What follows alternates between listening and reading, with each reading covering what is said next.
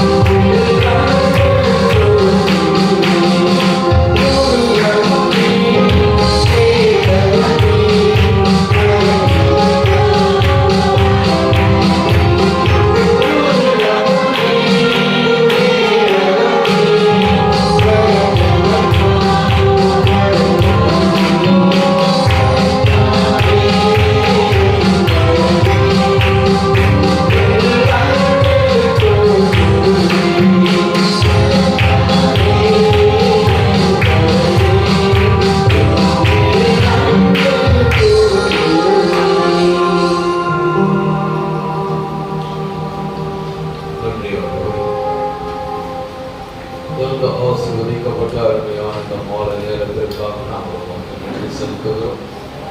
இந்த மாலை வேளையிலும் நம்முடைய உண்மை ஆராதிக்கும்படியாகவும் ஆண்டவரே உம்முடைய நாமத்தை நாங்கள் கர்த்தாவை போற்றி துதிக்கும்படியாகவும் ஆண்டவரே உம்முடைய சமூகத்திலே நாங்கள் கர்த்தாவை ஆவியோடு உண்மையோடு உண்மை ஆராதிக்கும்படியாகவும் உம்முடைய வார்த்தைகளை நாங்கள் கர்த்தாவை தியானிக்கும்படியாகவும் எங்கள் தேவனாய் கர்த்தர் நீ மட்டும் எங்களுக்கு உதவி செய்ததற்காக நாங்கள் உண்மை நன்றியோடு ஸ்தோத்திரிக்கிறோம். தகப்பனே, நன்றி ஆண்டவரே. இந்த ஆராதனையில நாங்கள் என்ன வார்த்தைகளை அறிந்து கொள்ள வேண்டுமோ அந்த வார்த்தைகளை எங்கள் தேவனாய் கர்த்தர் எங்களுக்கு பெற்றுக் கொடுக்கும்படியாய் ஆண்டவரே அந்த வார்த்தைகளை நாங்கள் கேட்டு எங்களுடைய ஆவிக்குரிய ஜீவியத்தில் நாங்கள் இன்னும் அதிகமாய் வளர எங்களுக்கு உதவி செய்யும். தகப்பனே, கூட்டி சேர்த்த உங்களுடைய பிள்ளைகளுக்காக நன்றி. யார் அகிலம் வந்து கொண்டிருந்தால் அவர்களை துரிதமாய் கொண்டு வாரும். தகப்பனே, கர்த்தரை தேடுகிற உணர்வை ஜனங்களுக்கு தாரும். காலம் சமீபமாய் இருக்கிறது. ஆண்டவரே, எல்லாம் முடிவுக்கு வந்து கொண்டிருக்கிறது. ஆண்டவரே, இந்த முடிவு நேரத்தில் ஆண்டவரே நாங்கள் அதிகமாய் உண்மை தேடி ஆண்டவரே உங்களுடைய ராஜ்யத்திற்குள் நாங்கள் வந்து சேர எங்களுக்கு உதவி செய்யும். தகப்பனே, உண்மை நாங்கள் தேடும் பொழுது தகப்பனே உங்களுடைய ஆண்டவரே வார்த்தையாய் நாங்கள் மாறுகிறோம். நாங்கள் மறுரூபத்தை பெற்றுக் கொள்கிறோம். ஆகவே எங்கள் தேவனாய் கர்த்தர் ஆண்டவரே உண்மை தேடும்படியான ஒரு உணர்வை ஒவ்வொரு பிள்ளைகளுக்கும் தாரும். தகப்பனே, ஆண்டவரே கொண்டு வந்த பிள்ளைகளுக்கு நன்றி. இந்த ஆராதனையை எங்கள் தேவனாய் கர்த்தர் நீர் ஆசீர்வதித்து கொடுத்ததற்காக உமக்கு நாங்கள் நன்றி செலுத்துகிறோம். கேட்க போகிற வார்த்தைகள் எங்களுக்குள் சென்று ஆண்டவரே நூறத்தனையாய் பலனை கொண்டு வர உதவி செய்யும். தகப்பனே, எங்களை நாங்கள் தாழ்த்துகிறோம். ஆண்டவரே, எங்களை ஒப்பு கொடுக்கிறோம். எல்லாவற்றையும் கரத்தில் கொடுக்கிறேன். கர்த்தராகிய இயேசு கிறிஸ்துவின் விலையேற பெற்ற நாமத்தில் ஜெபிக்கிறேன். ஆமென். Praise the Lord. நம் வேதத்தின் ஒரு பகுதியை வாசிப்போம். 1 சாமுவேல் 28ஆம் அதிகாரம். 1 சாமுவேல் 28ஆம் அதிகாரம்.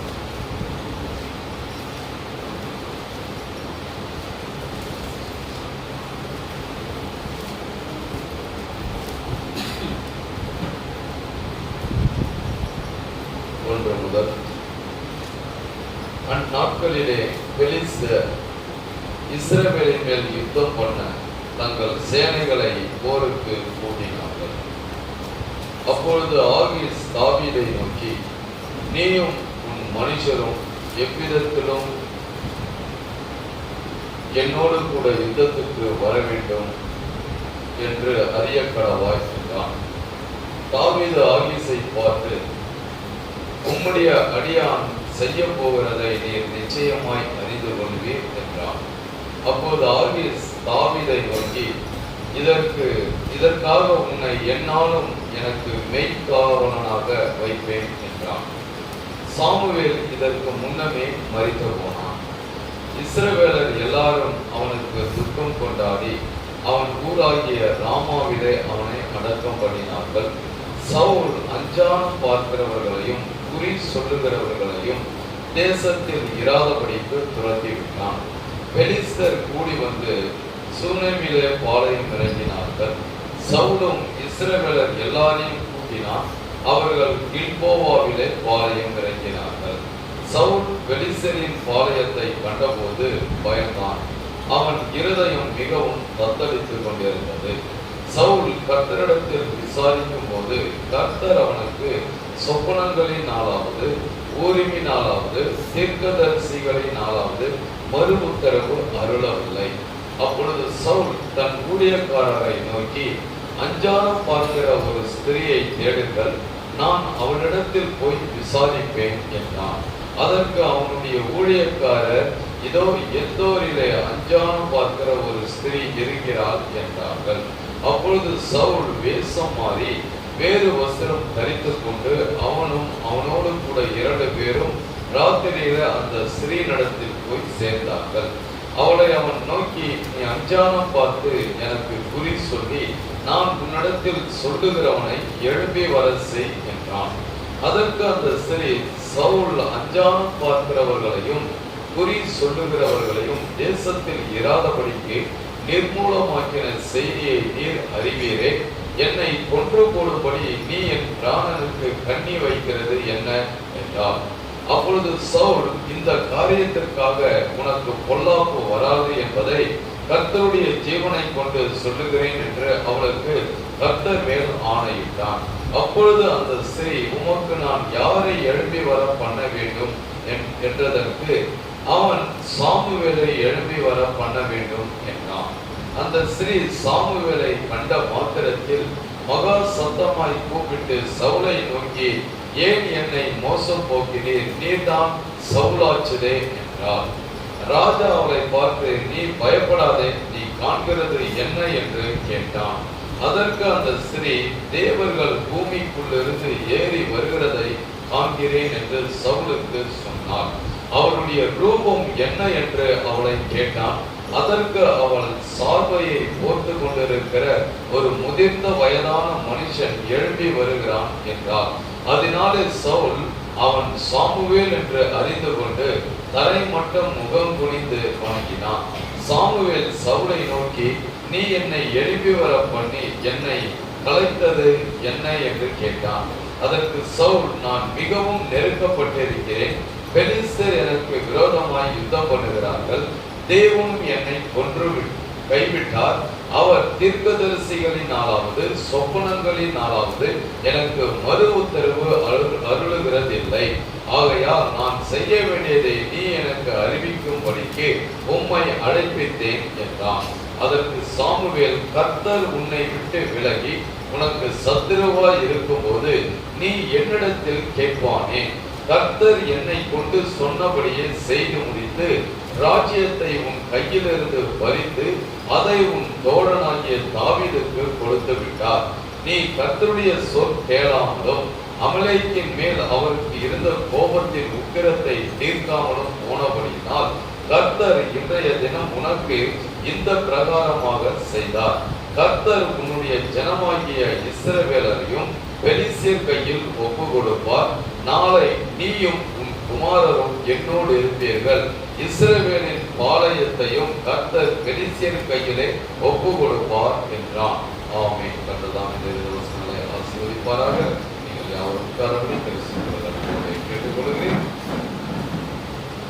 கர்த்தருடைய பரிசுத்த நாமத்திற்கு நன்மை உண்டாவதாக. கர்த்தருடைய பெரிதான கிருபையினாலும் அவருடைய இரக்கத்தினாலும் நாம் ஆண்டவருடைய சமூகத்திலே ஒருவருபடியால் நம்முடைய தேவனாய் கர்த்தர் நமக்கு கிருபை செய்ததற்காக கர்த்தருக்கு நான் நன்றி செலுத்துகிறேன். நம்முடைய தேவன் நல்லவராக இருக்கிறார். நம்முடைய தேவன் நன்மை செய்கிறவராக இருக்கிறார்.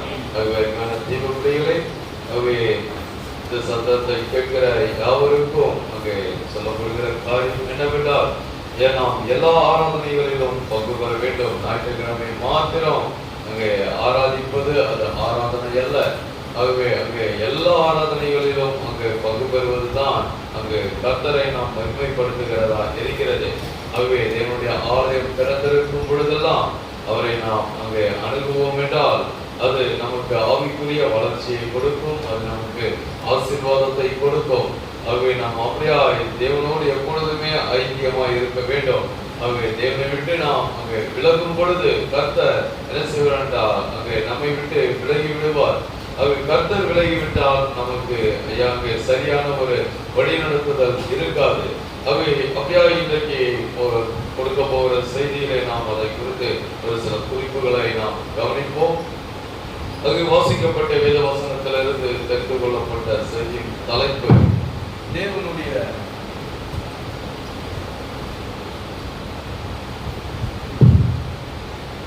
தேவனுடைய தகவல் தொடர்பு சாதனங்கள் என்ற தலைப்பிலே தேவனுடைய வார்த்தையை நான் கொண்டு வருகிறேன். தேவனுடைய தகவல் தொடர்பு சாதனங்கள். அவங்க தேவன் எப்படியா அங்கே அவருடைய பிள்ளைகளோடு தொடர்பு கொள்கிறார் என்பதை குறித்து ஒரு சில குறிப்புகளை நான் கொண்டு வருகிறேன். தன்மையான தேவ பிள்ளைகளை நாம் சபைக்காக அதிகமாக ஜெபிக்க வேண்டும், ஊழியத்திற்காக ஜெபிக்க வேண்டும். அது இங்கே இருக்கிற ஒவ்வொரு கருவிகளுக்காகவும் நாம் அங்கே ஜெபிக்க வேண்டும்.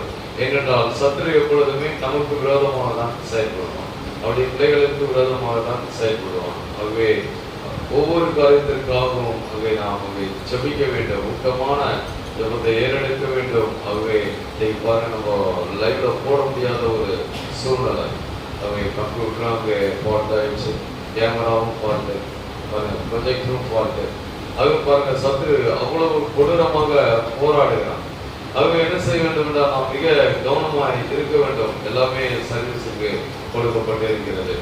ஆகவே என்ன தேவ பிள்ளைகளை, தேவனுடைய காரியத்தில் நான் ரொம்ப அங்கே ஜீவனை காட்டிலும் மேலாக நாம் அங்கே அக்கறை எடுத்துக்கொள்ள வேண்டும்.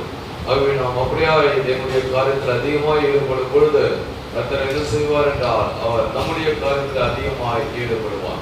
நமக்கு அவர் அதிகமாக உதவிகளை அங்கே செய்வார். ஆகவே இப்பொழுதும் தேவனுடைய தகவல் தொடர்பு சாதனம் என்ற தலைப்பில் என்னுடைய வார்த்தை கொண்டு வருகிறேன். செய்திக்கு ஆதாரமாக தீர்க்கதரிசியின் செய்தியிலிருந்து நான் ஒரு பகுதியை உங்கள் மத்தியிலே வாசிக்கிறேன்.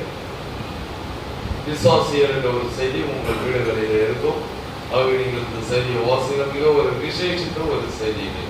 ஆகவே விசுவாசி எப்படியாய் கிரியை செய்கிறான், ஆவியின் மூலமாய் எப்படி கிரியை செய்கிறான், ஆகவே அவன் எப்படியாய் அவன் சரீரத்தின் மூலமாய் கிரியை செய்கிறான், மதத்தின் மூலமாய் கிரியை செய்கிறான், இவையெல்லாம் நாம் அங்கே அடையாளம் காணலாம். ஆகவே அதில் தீர்க்கதரிசி இப்படியாய் ஒரு காரியத்தை சொல்கிறார். ஆகவே மத சார்பான மண்டலம் என்ற ஒரு தலைப்பில் அங்கே தீர்க்கதரிசி அங்கே பேசுகிறார். அதில் 96வது பேரா நான் வாசிக்கிறேன். ப்ரொஜெக்ட் போட முடியாது. ஆக நீங்கள் கவனமாய் கவனியுங்கள். உங்கள் வீட்டில் போயிட்டு இந்த பேராவை நீங்கள் எடுத்து வாசிங்கள். 96வது பேராவிலிருந்து ஆகவே பக்கம் 76, 76வது பக்கம் 96வது பேரா. இப்பொழுது இங்கே கவனியுங்கள். சவுல் தீர்க்கதரிசிகளின் ஒருவனாக அல்லது தீர்க்கதரிசிகளின் மத்தியில் இருந்த ஒருவனாக கருதப்பட்டான். ஏனெனில் அவன் தீர்க்க தரிசனம் உரைத்தான். சவுல் அங்கே அபிஷேகம் பண்ணப்பட்ட பொழுது அவன் என்ன செய்தான் என்றால் அவன் மேல் அந்த தீர்க்க தரிசன ஆவி வந்தது. ஆகவே தீர்க்கதரிசிகளுடைய கூட்டத்திலே அவன் இருந்த பொழுது அவன் என்ன செய்தான் என்றால் அவனும் தீர்க்க தரிசனம் சொன்னான். ஆகவே கர்த்தர் அப்படியாய் அவனை அபிஷேகித்தார். அதைத்தான் தீர்க்கதரிசி சொல்கிறார். ஆகவே அவன் தீர்க்க தரிசனம் உரைத்தான். ஆகவே இப்பொழுது அவன் பின்மாற்றத்தில் சென்று விட்டான்.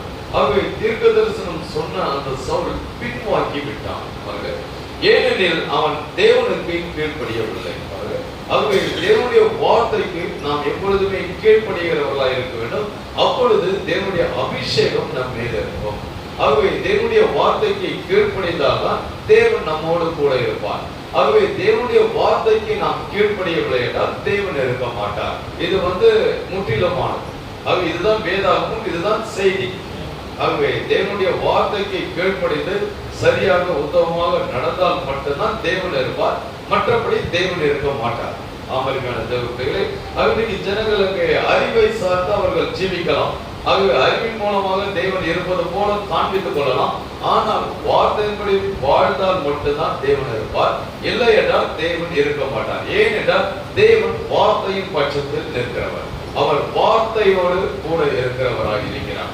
ஆகவே அங்கே நாம் பார்க்கிறோமாக இங்கே சவுல் அவன் அபிஷேகம் பண்ணப்பட்டவன் தான். அங்கே சாமுவேல் தீர்க்கதரிசினால் அங்கே முதல் ராஜாவாக இஸ்ரவேலிலே ஏற்படுத்தப்பட்ட முதல் ராஜா, அங்கே மகத்தான ஒரு ராஜாவாக அபிஷேகம் செய்யப்பட்டான். கர்த்தரே அவனை என்ன செய்தார்? தெரிந்தெடுத்தார். ஆனால் நாம் பார்க்கிறோம் அவன் வார்த்தைக்கு கீழ்ப்படியாதபடியால் பின்மாற்றத்திற்கு சென்று விட்டான். பாருங்க. ஆகவே தேவன் அவனை விட்டு விலகி விட்டார். பாருங்க. ஏனெனில் அவன் தேவனுக்கு கீழ்ப்படியவில்லை. மேலும் அவனுடைய ராஜ்யமானது அவனுடைய கையிலிருந்து பிடுங்கப்பட்டு சாமுவேலின் மூலம் ஒரு கலசம் எண்ணெயை கொண்டு தேவனால் அபிஷேகம் பண்ணப்பட்ட தாவீதின் கைக்குள் வைக்கப்பட்டது. பாருங்க. ஆகவே அவன் தேவனுடைய வார்த்தைக்கு கீழ்ப்படியாதபடியினால் அவனுடைய அந்த ஸ்தானமானது, அந்த அபிஷேகமானது, அந்த ராஜ்யமானது பிடுங்கப்பட்டு விட்டது. ஆமரிமையான தேவ பிள்ளைகளே, நாம் அங்கே தேவனுடைய வார்த்தைகளை நடக்கவில்லை என்றால் நம்முடைய அந்த ராஜ்யத்தை ஆண்டவர் பிடுங்கி விடுவார். நம்முடைய ஸ்தானத்தை ஆண்டவர் பிடுங்கி விடுவார். ஆகவே தேவ பிள்ளைகள், ஆகவே இன்றைக்கு ஜனங்கள் ஸ்தானங்கள் பிடுங்கப்படும் பொழுது அவர்கள் என்ன நினைத்துக் கொள்கிறார் என்றால் அங்கே மனிதன் இதை செய்கிறான் என்று நினைத்துக் கொள்கிறார்கள். இல்லை அருமையான தேவ பிள்ளைகளே, தேவன் கிரியை செய்கிறார். ஆகவே அங்கே ஒரு மனிதனுடைய அங்கே ஸ்தானம் பிடுங்கப்படுகிறது என்றால் அதற்கு காரணம் என்னவென்றால் அங்கே அவர்கள் தேவனுடைய வார்த்தைகள் ஆண்டவர் அங்கே சொல்லிக்கிட்டே இருப்பாரு, அனுமதி கொடுத்துக்கிட்டே இருப்பாரு. கொஞ்சம் கிருபையை கொடுத்துக்கிட்டே இருப்பாரு. ஆனா அவர்கள் தொடர்ந்து தேவனுடைய வார்த்தைக்கு விரோதமாய் நடக்கும் போது அந்த ஸ்தானத்தை பிடிக்குவார். எப்படி நடக்கும்னு சொல்ல முடியாது. ஆனா அதுக்குரிய சூழ்நிலை உருவாயிடும். ஆகவே அப்படிப்பட்ட சூழ்நிலை உருவாகும் போது அந்த ஜனங்கள் என்ன செய்யணும்னா மனம் திரும்பணும். ஆகவே ஆண்டுடைய பாதத்துல விடணும். அதெல்லாம் பார்க்கிறோம் அருமையான தேவப்பிள்ளைகளே. அவர் இப்போது இந்த சவுலுடைய அந்த ராஜ்யபாரம் பிடுங்கி அதற்கு பாத்திரமான ஒரு நபரிடத்துல கொடுக்கப்பட்டாகிவிட்டது. பாருங்கள் சிஸ்டர், கவனியுங்கள். அப்பொழுது தேவனிடமிருந்து காரியங்களை அறிந்து கொள்வதற்காக 3 வழிகளை அவர்கள் கொண்டிருந்தனர். அன்றைக்கு பழைய ஏற்பாட்டின் நாட்களிலே அங்கே தேவனுடைய சித்தம் என்ன, தேவன் என்னுடைய வாழ்க்கையில என்ன செய்ய விரும்புகிறார், ஆகவே அதை நான் எப்படி அறிந்து கொள்வது, தேவனிடத்துல அவங்க கேட்கணும். தேவனிடத்துல கேட்டு அறிந்து கொள்ளணும். ஆண்டவரே நான் என்ன செய்யணும், எப்படி ஜீவிக்கணும், எப்படி வாழணும், என்ன பண்ணணும் ஆண்டவரே, அதை அறிந்து கொள்ள வேண்டும் என்றால் அவங்களுக்கு ஆண்டவர் 3 வழிகளை வைத்திருந்தார். ஆகவே அங்கே முதலாவது அங்கே தீர்க்கதரிசி. அவர்கள் என்ன செய்ய வேண்டும் என்றால் தீர்க்கதரிசியினிடத்தில் செல்ல வேண்டும். தீர்க்கதரிசியிட போய் கேட்கணும், ஐயா நான் செய்யறேன் ஒரு காரியத்தை. இப்போ தாவீது என்ன செஞ்சான்னா அவன் அங்க ஆலயத்தை கட்டணும் அப்படின்னு விரும்பினான். ஆகவே அங்கே நாத்தான்வேல் கிட்ட போய் கேட்கிறான், ஐயா நான் வந்து ஆலயம் கட்டணும்னு விரும்புறேன். ஆகவே அவன் என்ன செஞ்சானா, சரி இவர் நல்ல ராஜா வச்சு நீ ஆலயம் கட்டு அப்படின்ட்டாரு. அதன் பிறகு அவர் வீட்டுக்கு போயிட்டாரு. வீட்டுக்கு போன கர்த்தர் வந்து சொல்றாரு, எப்பா தாவீதிட்ட போய் சொல்லு அவன் ஆலயம் கட்டக்கூடாது, அவனுடைய குமாரன் தான் கட்டணும். பாருங்க, அவை தாவீதின் தீர்க்கதரிசனத்தை வந்து கேட்டான். இப்ப தீர்க்கதரிசி வந்து என்ன சொல்றாருன்னா, ஐயா நீ வந்து ஆலயத்தை கட்டக்கூடாது அப்படின்னு பாருங்க. அவை அங்கே தீர்க்கதரிசியின் மூலமாய் அங்கே ஜனங்கள் ஒரு காரியத்தை அறிந்து கொள்ளலாம். ஒரு முதல் வழி ஆண்டவர் தீர்க்கதரிசியை வைத்திருந்தார். இரண்டாவது காரியம் என்னோட, ஜனங்கள் ஒரு காரியத்தை அறிந்து கொள்ள வேண்டும் என்றால் சொப்பனங்கள் கொடுக்கப்படும். ஆண்டவர் என்ன செய்வார் என்றால் அங்கே சொப்பனத்தை கொடுப்பார்.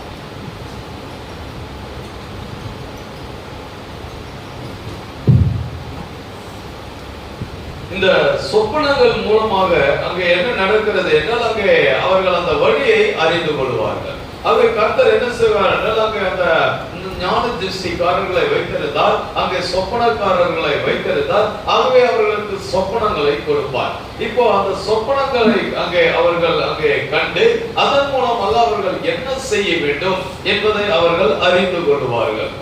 அதன் பிறகு மூன்றாவது காரியம் என்னவென்றால் ஊரீம் தும்மீம். ஆகவே ஆசாரியனுடைய அங்கே மார்பதக்கத்தில் அந்த ஏபோத் என்று சொல்லப்பட்ட 12 கற்கள் இருக்கும். ஆகவே அது மாத்திரமல்ல, அங்கே ஊரீம் தும்மீம் 2 ஷோல்டர் 2 கற்கள் இருக்கும்.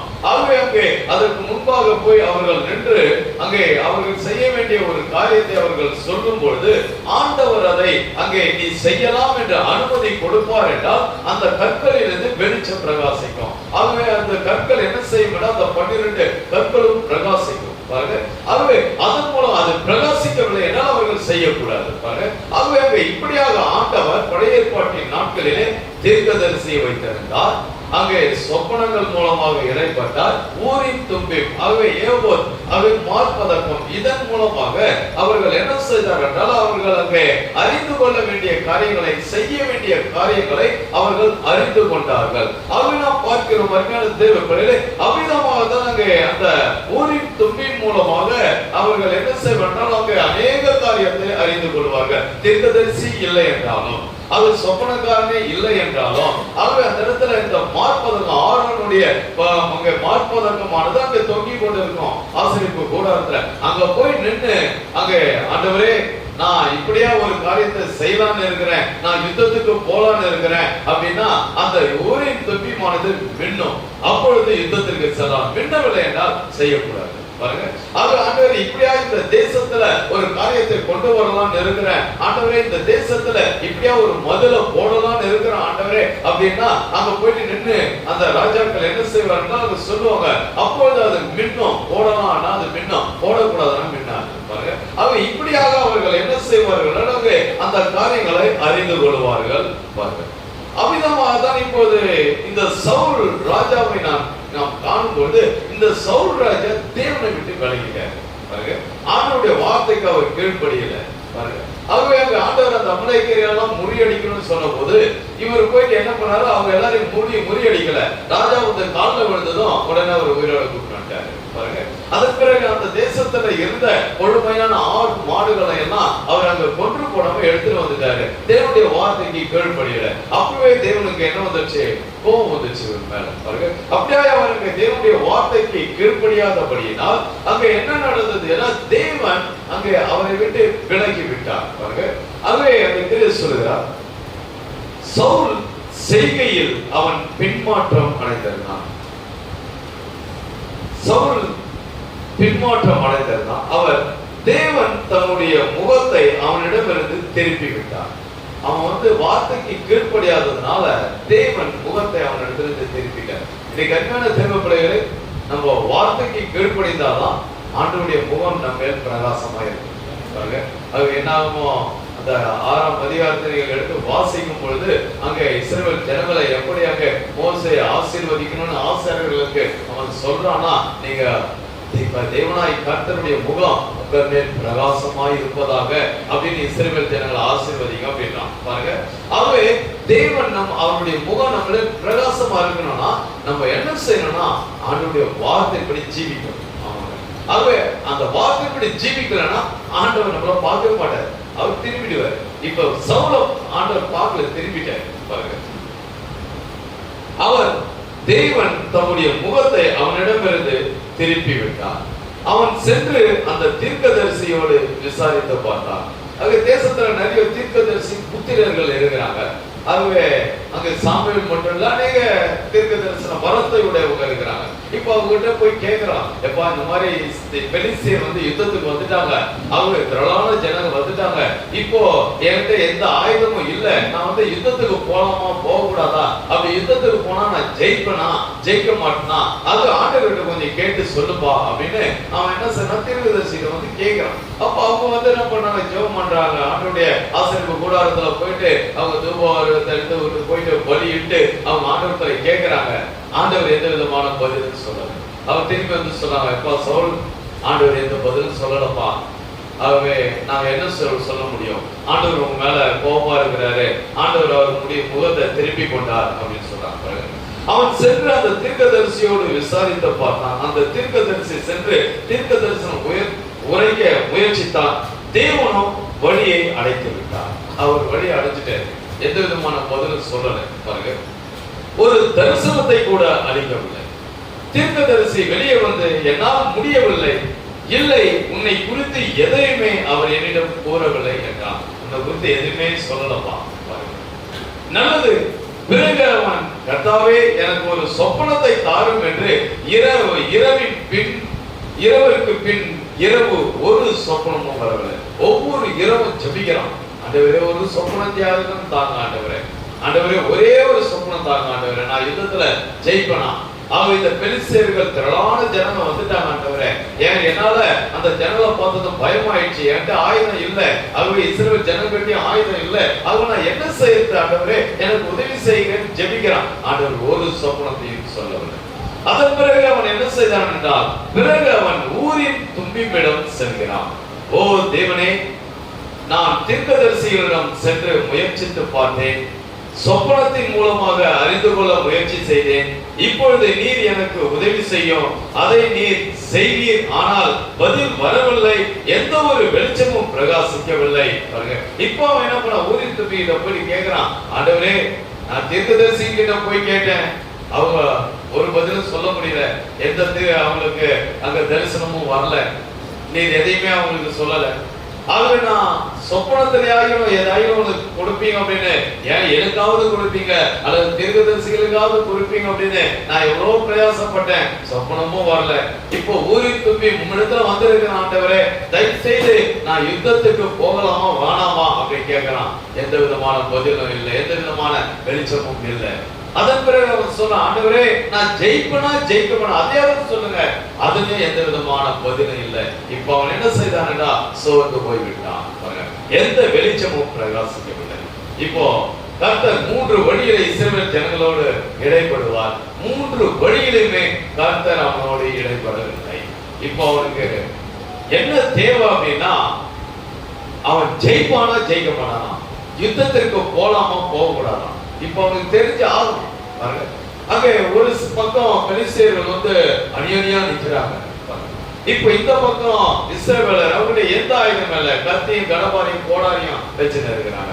அந்த சைடுல எல்லாமே அவங்க அம்பும் ஈட்டியும் அவங்க பட்டயத்தையும் அவங்க குதிரைப்படையும் யானைப்படையும் அவங்க திரளான ஜனங்கள் நிற்கிறாங்க.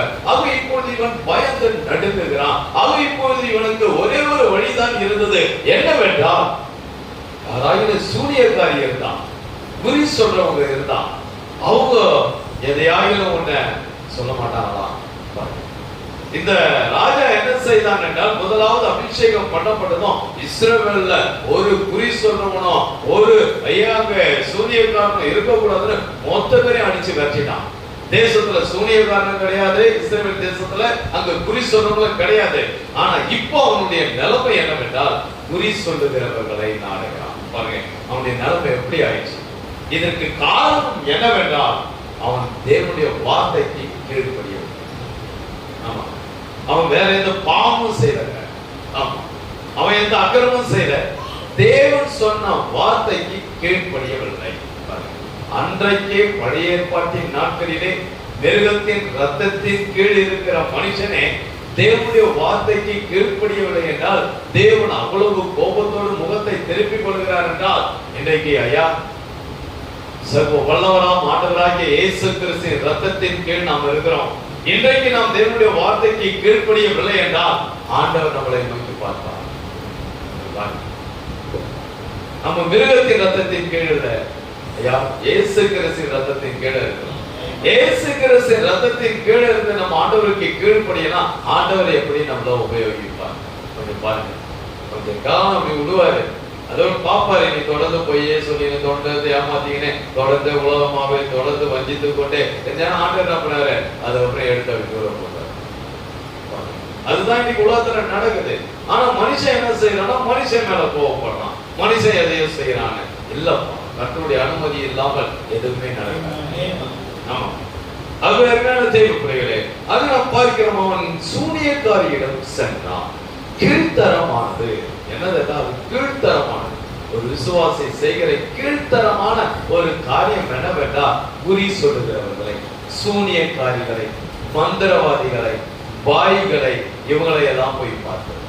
ஆகவே அங்க இவங்களுக்கு தீர்க்க தரிசனம் வர இருக்குது, இவங்களுக்கு ஐயாங்க வியாதிகளை சுகமாக்குற வர இருக்குது அப்படின்னு போகிறது என்னவென்றால், ஐயாங்க அது கீழ்த்தரமான ஒரு காரியம். ஆகவே ஆண்டவர் அவர்களை ரொம்ப கோபப்படுறார். கீழ்த்தனமானது, இழிவான ஒன்று. அது என்னன்னா ரொம்ப இழிவான ஒன்று. ஆகவே அவன் அவளிடம் சென்றான், அங்கே ஊர்ந்து சென்றான். அவன் தன்னை தானே வேஷம் மாற்றிக்கொண்டான். ஆகவே அந்த சூனியக்காரி சென்று சாமுவேலின் ஆவியை அழைக்கிறார். இப்ப அந்த சாமுவேலுடைய ஆவியை அந்த சூனியக்காரியை அழைக்கிறார். பாருங்க, ஆகவே இந்த பகுதியை செய்திக்காக நம்ம எடுத்துக்கொள்கிறேன். ஒரு சிறிய குறிப்பை மாத்திரம் கொண்டு வருகிறேன். அடுத்த புதன்கிழமை அதனுடைய தொடர்ச்சியை கொண்டு வருகிறேன். நீங்கள் கவனமாய் கவனிங்கள். ஆகவே தேவனுடைய தகவல் தொடர்பு சாதனம் என்ற தலைப்பில் செய்தி கொண்டு வருகிறேன். 1 சாமுவேல் 28ஆம் அதிகாரம் 6-7வது வசனம். சவுல் கர்த்தரிடத்தில் விசாரிக்கும் போது, கர்த்தர் அவனுக்கு சொப்பனங்களினாலாவது ஊரிமினாலாவது தீர்க்கதரிசிகளினாலாவது மறு உத்தரவு அருளவில்லை. அப்பொழுது சவுல் தன் ஊழியக்காரரை நோக்கி, அஞ்சனம் பார்க்கிற ஒரு ஸ்திரியை தேடுங்கள், நான் அவரிடத்தில் போய் விசாரிப்பேன் என்றான். அதற்கு அவனுடைய ஊழியக்காரர், இதோ எந்தூரில் அஞ்சனம் பார்க்கிற ஒரு ஸ்திரீ இருக்கிறார் என்றார்கள். ஆமென். ஆகவே இப்ப நாம் பார்க்கிறோம் அருமையான தேவ பிள்ளைகளே, இங்கே இந்த சவுல் என்ன செய்தார் என்றால், ஒரு பயங்கரமான ஒரு சூழ்நிலையில் அவர் இக்கட்டான ஒரு என்ன செய்கிறது அப்படின்னு தெரியல. பாருங்க, இப்போ பெலிஸ்தியர் யுத்தத்திற்கு வந்து நிற்கிறார்கள். இஸ்ரவேலர் ஒரு பக்கம் நிற்கிறாங்க. அவங்க கிட்ட ஆயுதம் கிடையாது. ஆனா இந்த பெலிஸ்தியர் கிட்ட பயங்கரமான ஆயுதம் இருக்கு, திரளான ஜனங்கள். இப்போ இவனுக்கு எந்த விதமான பதிலும் இல்லை, தீர்க்கதரிசிகளும் இல்லை, அங்க சொப்பனமும் இல்லை, கர்த்தரும் ஊரித்துக்கும் எந்த பதிலும் கொடுக்கல. அது இப்போ இவனுக்கு ரொம்ப பயங்கரமான இக்கட்டான ஒரு சூழ்நிலை, பயங்கரமான ஒரு போராட்டம், மண்ட குழப்பம் அவனுக்கு. என்ன பண்றதுன்னே தெரியல பாருங்க. இப்போ நிச்சயமா அவனுக்கு என்ன தெரிந்து விட்டது என்றால் நம்ம அழிஞ்சு போயிடுவோம், அவ்வளவுதான். ஏனென்றால் ஏராளமான ஜனங்கள் நம்மளை கொன்று போட்டு விடுவார்கள். இப்போ மரண பயம் அவனை ஆட்பட்டு விட்டது, மரண திகில் அவனுக்கு ஆட்பட்டு விட்டது. ஆக இப்படிப்பட்ட ஒரு சூழ்நிலையிலே இப்போ மரணத்திற்கும் ஜீவனுக்கும் இடையிலே அவன் நின்று கொண்டிருக்கிறான். மரணமா ஜீவனா? இப்போ இந்த போராட்டம் பாருங்க, இப்போ மரணமா ஜீவனா அப்படிப்பட்ட ஒரு போராட்டத்துல இருக்கும்போது அவங்களுடைய நிலைமை எப்படி இருக்கும் அப்படின்னு கொஞ்சம் யோசித்து பாருங்க. அது ஒரு பாதாள அறையில போயிட்டு அடைச்சிட்டா இப்போ அவங்களுக்கு எப்படி இருக்கும் பாருங்க. அவங்களுக்கு மரண பயம் வந்துடும். ஐயோ எப்படி வரணும் வரமாட்டணும் பாருங்க. ஒரு இந்த போரூர் பக்கம் ஒரு பில்டிங் ஒன்று இடிஞ்சு விழுந்துருச்சு. அதுல வந்து பாத்தீங்கன்னா அநேக ஜனங்கள் அடைந்து போனாங்க. அப்போ ஒருத்தன் என்ன பண்ணான்னா அவனை 40 நாள் கழித்து அவனை வெளியே எடுத்தாங்க. 40 நாள் அதுக்குள்ள இருந்தான். அவன் வந்து சொல்றான், அது அந்த போராட்டம், அந்த பயம் இருக்குது பாரு, அது போல ஒரு பயத்தை நான் யாருமே அனுபவிக்க முடியாதுங்க பாருங்க. அது எதுவுமே கிடையாது, தண்ணி கிடையாது, அவனுடைய சிறுநீரையே அவன் குடிக்கிறான் பாருங்க. அது சொல்றான், அது என்னன்னு தெரியும், அது பயங்கரமான ஒரு போராட்டம், அது கொடூரமான ஒரு காரியம். ஆக இப்போ அப்படிப்பட்ட ஒரு போராட்டம் தான் இந்த சவுலுக்கு, ஒரு மரண போராட்டம். மரணத்திற்கும் ஜீவனுக்கும் நடுவுல அவன் இருக்கிறான். என்ன பண்றதுன்னு தெரியல. அவன் எவ்வளவோ யோசிக்கிறான், மனதைய போட்டு குழப்பறான், என்ன செய்யறது என்ன பண்றது. அவன் இந்த பெலிஸ்தியர்கிட்ட நம்ம வந்து சரணடைஞ்சிடலாமா, அவன் என்ன செய்யலாம் ஒன்னும் புரியல அவனுக்கு. அவங்க கர்த்தர் என்னதான் என் வாழ்க்கையில வைக்கிற ஒன்னும் புரியல, எதுவுமே தெரியல பாருங்க. அப்படிப்பட்ட ஒரு சூழ்நிலையை தேவனுடைய திட்டம் என்ன என்பதை அறிய விரும்பினான். தேவனோடு ஒரு தொடர்பை, ஒரு கம்யூனிகேஷனை வைக்க விரும்பினான். ஆனால் அது முடியவில்லை. தேவனோடு எப்படியாயும் தொடர்பு வச்சிருந்தோம். ஆண்டவர்கிட்ட தொடர்பு வச்சுட்டா அவனுக்கு தெரியுது நிச்சயமா ஒரு விடுதலை, ஒரு வழி கிடைக்கும். இப்ப அவன் அதுக்கு தான் போராடணும் பாருங்க. இப்ப அவன் அஞ்சானம் பார்க்கிற ஸ்திரீகிட்ட கூட எதுக்கு போனான்னா சாமுவேல் வந்துட்டான். சாமுவேல் ஒரு வழி சொல்லுவார் பாருங்க. ஆகவே அவன் தேவ மனுஷன், அவர் தேவனுடைய தாசன். அவர் நிச்சயமா ஒரு வழியை எனக்கு சொல்லுவாரு. ஏனென்றால் ஆகவே இந்த தேவன் மட்டும்தான் ஒரு நல்வழியை காட்ட முடியும். இந்த தேவன் மட்டும்தான் அங்க நமக்கு சமாதானத்தை கொடுக்க முடியும். இந்த தேவன் மட்டும்தான் என்னுடைய ஐயா ராஜ்யத்துல ஐயா ஜெயத்தை கொடுக்க முடியும் என்பதை அவன் அறிந்திருந்தான். ஆமா, ஆகவே இப்போ அவன் என்ன செய்யறான், தேவனோடு ஒரு தொடர்பு கொள்ள வேண்டும் என்று அவன் விரும்புகிறான். ஆனால் அது முடியவில்லை. அதனால அவன் என்ன செய்தான் என்றால் இப்போது அந்த எந்தூரிலே இருக்கிற அந்த சூனியக்காரின் இடத்துல அவன் செல்கிறான். அந்த பெண்ணுகிட்ட போனான்.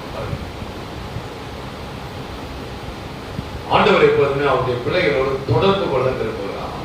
தெரிய சொல்றாரு, எப்பவுமே ஆண்டவர் நம்மளோட தொடர்புல இருக்கணும் அப்படின்னு விரும்புறான். ஆண்டவர் எப்போதும் அவருடைய பிள்ளைகளோடு எப்போதுமே ஐக்கியமா இருக்கணும். அவங்களுக்கு ஐயா நான் போதித்து அவர்களை நடத்தணும். ஆண்டவருடைய விருப்பமே அதுதான். ஆமாங்க, ஆண்டவர் அதற்காக தான் மனிதனையே உண்டாக்கினார். ஏதேன்ல அந்த ஆதாம் ஏவாளை உண்டாக்கி கொண்டு வந்து நிறுத்தி ஆண்டவர் என்ன செய்தார்னா, எப்பா எல்லாத்தையும் ஆண்டு கொள்ளுங்க அப்படின்ட்டு ஆண்டவர் காலையிலையும் மாலையிலையும் வந்து அவங்களோட என்ன செய்ய ஐக்கியப்பட்டார். ஆமா, அவங்க ஆண்டவர் என்ன செய்யணும்னா அவங்களோட தோல்ல கலந்த போட்டுக்கொண்டு அவங்களோட அப்படியே சந்தோஷமா பேசிக்கிட்டே போவாராம் பாருங்க. அது ஆண்டவருடைய விருப்பம் என்னன்னா நம்மளோட ஐயா ஐக்கியமா இருக்கணும், நம்மளோட தொடர்புலயே இருக்கணும், நம்ம எப்பவுமே அவரோட ஐயா பேசிக்கிட்டே இருக்கணும். இதுதான் ஆண்டவருடைய விருப்பம் பாருங்க. அதற்காக தான் ஆண்டவர் மனிதனை உண்டாக்கினார். திரு சொல்கிறார் ஆதியாகமத்தின் பேரான கேள்விப்பதிகள் அந்த செய்தியை நீங்கள் எடுத்து வாசிங்க. திரு சொல்கிறார் ஆண்டவர் அங்க என்ன செய்யறாங்க, ஐயாங்க மனிதனோடு எப்பொழுதுமே தொடர்பில் இருக்கணும் தான் மனிதனையே உண்டாக்குனாராம் பாருங்க. அங்க பிரச்சனைகள் வரும்போது, தொல்லைகள் வரும்போது ஐயாங்க அந்தகாரம் சூழ்ந்து கொள்ளும் நேரத்தை கர்த்தருடைய சித்தம் என்று நான் சித்தம் என்ன என்று நான் அறிந்து கொள்ள வேண்டும் என்றால் அவனோடு நாம் தொடர்பில் இருந்தாலும் அதனோடு தொடர்புல இருக்கும்போது, நமக்கு பிரச்சனைகள் வரும்போது, போராட்டங்கள் வரும்போது, தொல்லைகள் வரும்போது, ஐயாங்க வியாதிகள் வரும்பொழுது நம்ம என்ன பண்ணுவோம், ஆண்டவரே எப்பா இதனாலதான் இந்த வியாதி, ஆகவே நீ கொஞ்சம் இதுல ஜாக்கிரதையா இருப்பான் ஆண்டவர் சொல்லுவார். ஆண்டவர் வேதத்தின் மூலமா நம்மளோட இடைப்படுவாரு, செய்தியின் மூலமா நம்மளோட இடைப்படுவாரு, பிரசங்கத்தின் மூலமா நம்மளோட இடைப்படுவாரு பாருங்க. அவங்க ஆண்டவர் அப்படியே நம்மளோட இடைப்படும் போது நாம் என்ன செய்யணும்னா அதன்படி நடக்கும் பொழுது ஐயாவுக்கு விடுதலை கிடைக்கிறது பாருங்க. இன்னைக்கு எல்லா ஜனங்களுமே ஆண்டவரிடத்துல இருந்து ஐயா அந்த நல்வழியை பெற்றுக்கொள்ள வேண்டும் என்று விரும்புகிறோம். ஆகவே அது கர்த்தர் ஒருவர் தான் அதை செய்ய முடியும். கர்த்தர் ஒருவர் தான் நம்மை நல்வழியிலே நடத்த முடியும். ஆனால் அங்கே ஆண்டவர் அங்கே நமக்கு போதித்து நம்மை நடத்தாதபடி நமக்கு அவருடைய வார்த்தைக்கு கீழ்ப்படியாமல் விலகும் பொழுது ஐயா அங்க ஆண்டவர் என்ன செய்யறால் அங்கே நம்ம மேல் கோபம் கொள்ளுகிறார். இப்ப சவுலுக்கு அப்படிப்பட்ட ஒரு போராட்டம், அப்படிப்பட்ட ஒரு சூழ்நிலை வந்து கர்த்தர் சொப்பனத்துல சொல்லல, தரிசனத்துல சொல்லல, ஊரின் தும்பி மூலமா சொல்லல, எந்த பதிலும் அளிக்கல. ஆகவே அவன் சூனியக்காரி நடத்த சென்றான். இப்போ கர்த்தருக்கும் சவுலுக்கும் உள்ள தொடர்பு துண்டிக்கப்பட்டு விட்டது.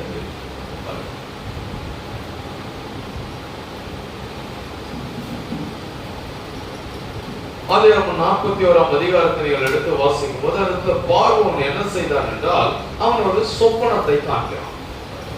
அதை அவன் 41:1 2 வருஷம் சென்ற பின்பு பார்வோன் ஒரு சொப்பனம் கண்டான். அது என்னவென்றால் அவன் நதி அண்டையிலே நின்று கொண்டிருந்தான். அவன் இப்போது இவன் என்ன செய்தான் என்றால் நதி அண்டையிலே நின்று கொண்டான். பாருங்க, அவன் ஒரு சொப்பனத்தை காண்கிறான். பாருங்க, அப்பொழுது ஐயா அந்த சொப்பனம் என்னவென்றால் அங்கே ஐயா அங்கே அந்த நாட்களில் அந்த தேசத்தில் நடக்க போகிற காரியத்தை ஆண்டவர் அவனுக்கு காண்பிக்கிறார். பாருங்க, அங்கே 7 பசுக்கள் என்ன செய்கிறது என்றால் ஐயா அந்த நதியிலிருந்து ஏறி வருது. பாருங்க, அது ரொம்ப செழிப்பா இருக்குது. அதன் பிறகு நாம் பார்க்கிறோம் அங்க மறுபடியும் ஒரு 7 பசுக்கள் ஏறி வருது. அது அங்க பக்கெட்டியா இருக்குது. அது என்ன செய்கிறது? ஏன்னா அந்த முழுமையான பசுக்களை அது என்ன செய்த விழுங்கி விடுகிறது. சொப்பனம் காணலாம். அதன் பிறகு இன்னொரு சொப்பனத்தை காண்கிறான். அங்க கதிர்கள் 7 கதிர்கள் என்ன செய்தா அது செழிப்பா வருது. அதன் பிறகு இன்னொரு 7 கதிர்கள் வளர்ந்து என்ன செய்தா அந்த செழிப்பான அந்த ஐயா அந்த கோதுமை மணிகள் அந்த கதிர்களை அது விழுங்கி போடுகிறது. அங்க தீந்து போன இந்த கதிர்கள் அந்த ஐயா செழிப்பான கதிர்களை வெளியே போடு. இப்படி அவன் என்ன செய்யறான்? சொப்பனம் காண்றான். பாருங்க, இப்ப அதுக்கு வியாக்கியானம் தெரியல.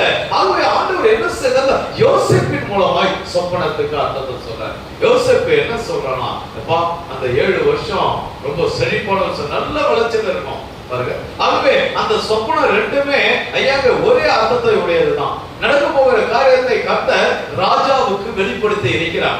ஆகவே 7 வருடம் தேசத்துல நல்ல செழிப்பு இருக்கும். 7 வருஷம் பயங்கரமான பஞ்சம் வரும். ஆகவே அந்த பஞ்சம் என்ன செய்யணும்? இந்த செழிப்பெல்லாம் அழிச்சிடும். அதை கர்த்தர் செய்ய போகிற காரியத்தை ராஜாவுக்கு வெளிப்படுத்தி இருக்கிறார். இப்ப அவன் கேட்கிறான், இப்ப நான் என்ன பண்றது? ஆகவே யோசேப்பு நான் என்ன பண்றது? இப்போ அந்த 7 வருஷம் செழிப்பான வருஷம் வந்தல, அதுல எல்லாத்தையும் ஜனங்கட்டாலதான் எல்லாத்தையும் வரி வாங்கி மொத்தத்தையும் நீ வந்து பண்டகசாலையெல்லாம் நிறைக்கிறது. அதன் பிறகு 7 வருஷம் பஞ்ச காலம் வரும் பொழுது இந்த ஆதாரத்தை வைத்து அந்த பஞ்ச காலத்தை மேற்கொள்ளலாம். பாருங்க, ஆகவே அப்படியாக அவன் என்ன செய்தார்? கர்த்தர் அந்த ராஜாவுக்கு சொப்பனத்தை கொடுத்தார். அதற்குரிய விளக்கத்தை இங்கே யோசேப்புக்கு கொடுக்கிறார். ஆகவே அங்கே தேசம் பாதுகாக்கப்படுது. உலகமே உலகத்தில் இருக்கிற ஜனங்களே பாதுகாக்கப்படுகிறார். அதன் பிறகு நாம் அங்கே தானியேல் 2ஆம் அதிகாரத்திற்கு நாம் செல்லும் பொழுது அந்த இடத்துல நேபுகாத்நேச்சார் அவன் ஒரு சொப்பனத்தை காணுகிறான். வரப்போகிற ஐயா அந்த உலகத்துல ஐயா அந்த வருங்காலத்துல உலகம் எப்படி இருக்கும், உலகத்தினுடைய முடிவு ஐயா அந்த ராஜ்யங்கள் எப்படி இருக்கும் என்று அவன் ஒரு சொப்பனத்தை காண்கிறான். அவன் இப்ப அந்த சொப்பனத்துக்கு அங்கே தானியேல் விளக்கம் கொடுக்கிறான். ஆகவே அவன் என்ன சொப்பனம் காண்கிறான்? பெரிய ஒரு சிலையை பார்க்கிறான். ஆகவே அந்த சிலையானது தலை தங்கமாய் இருக்கிறது.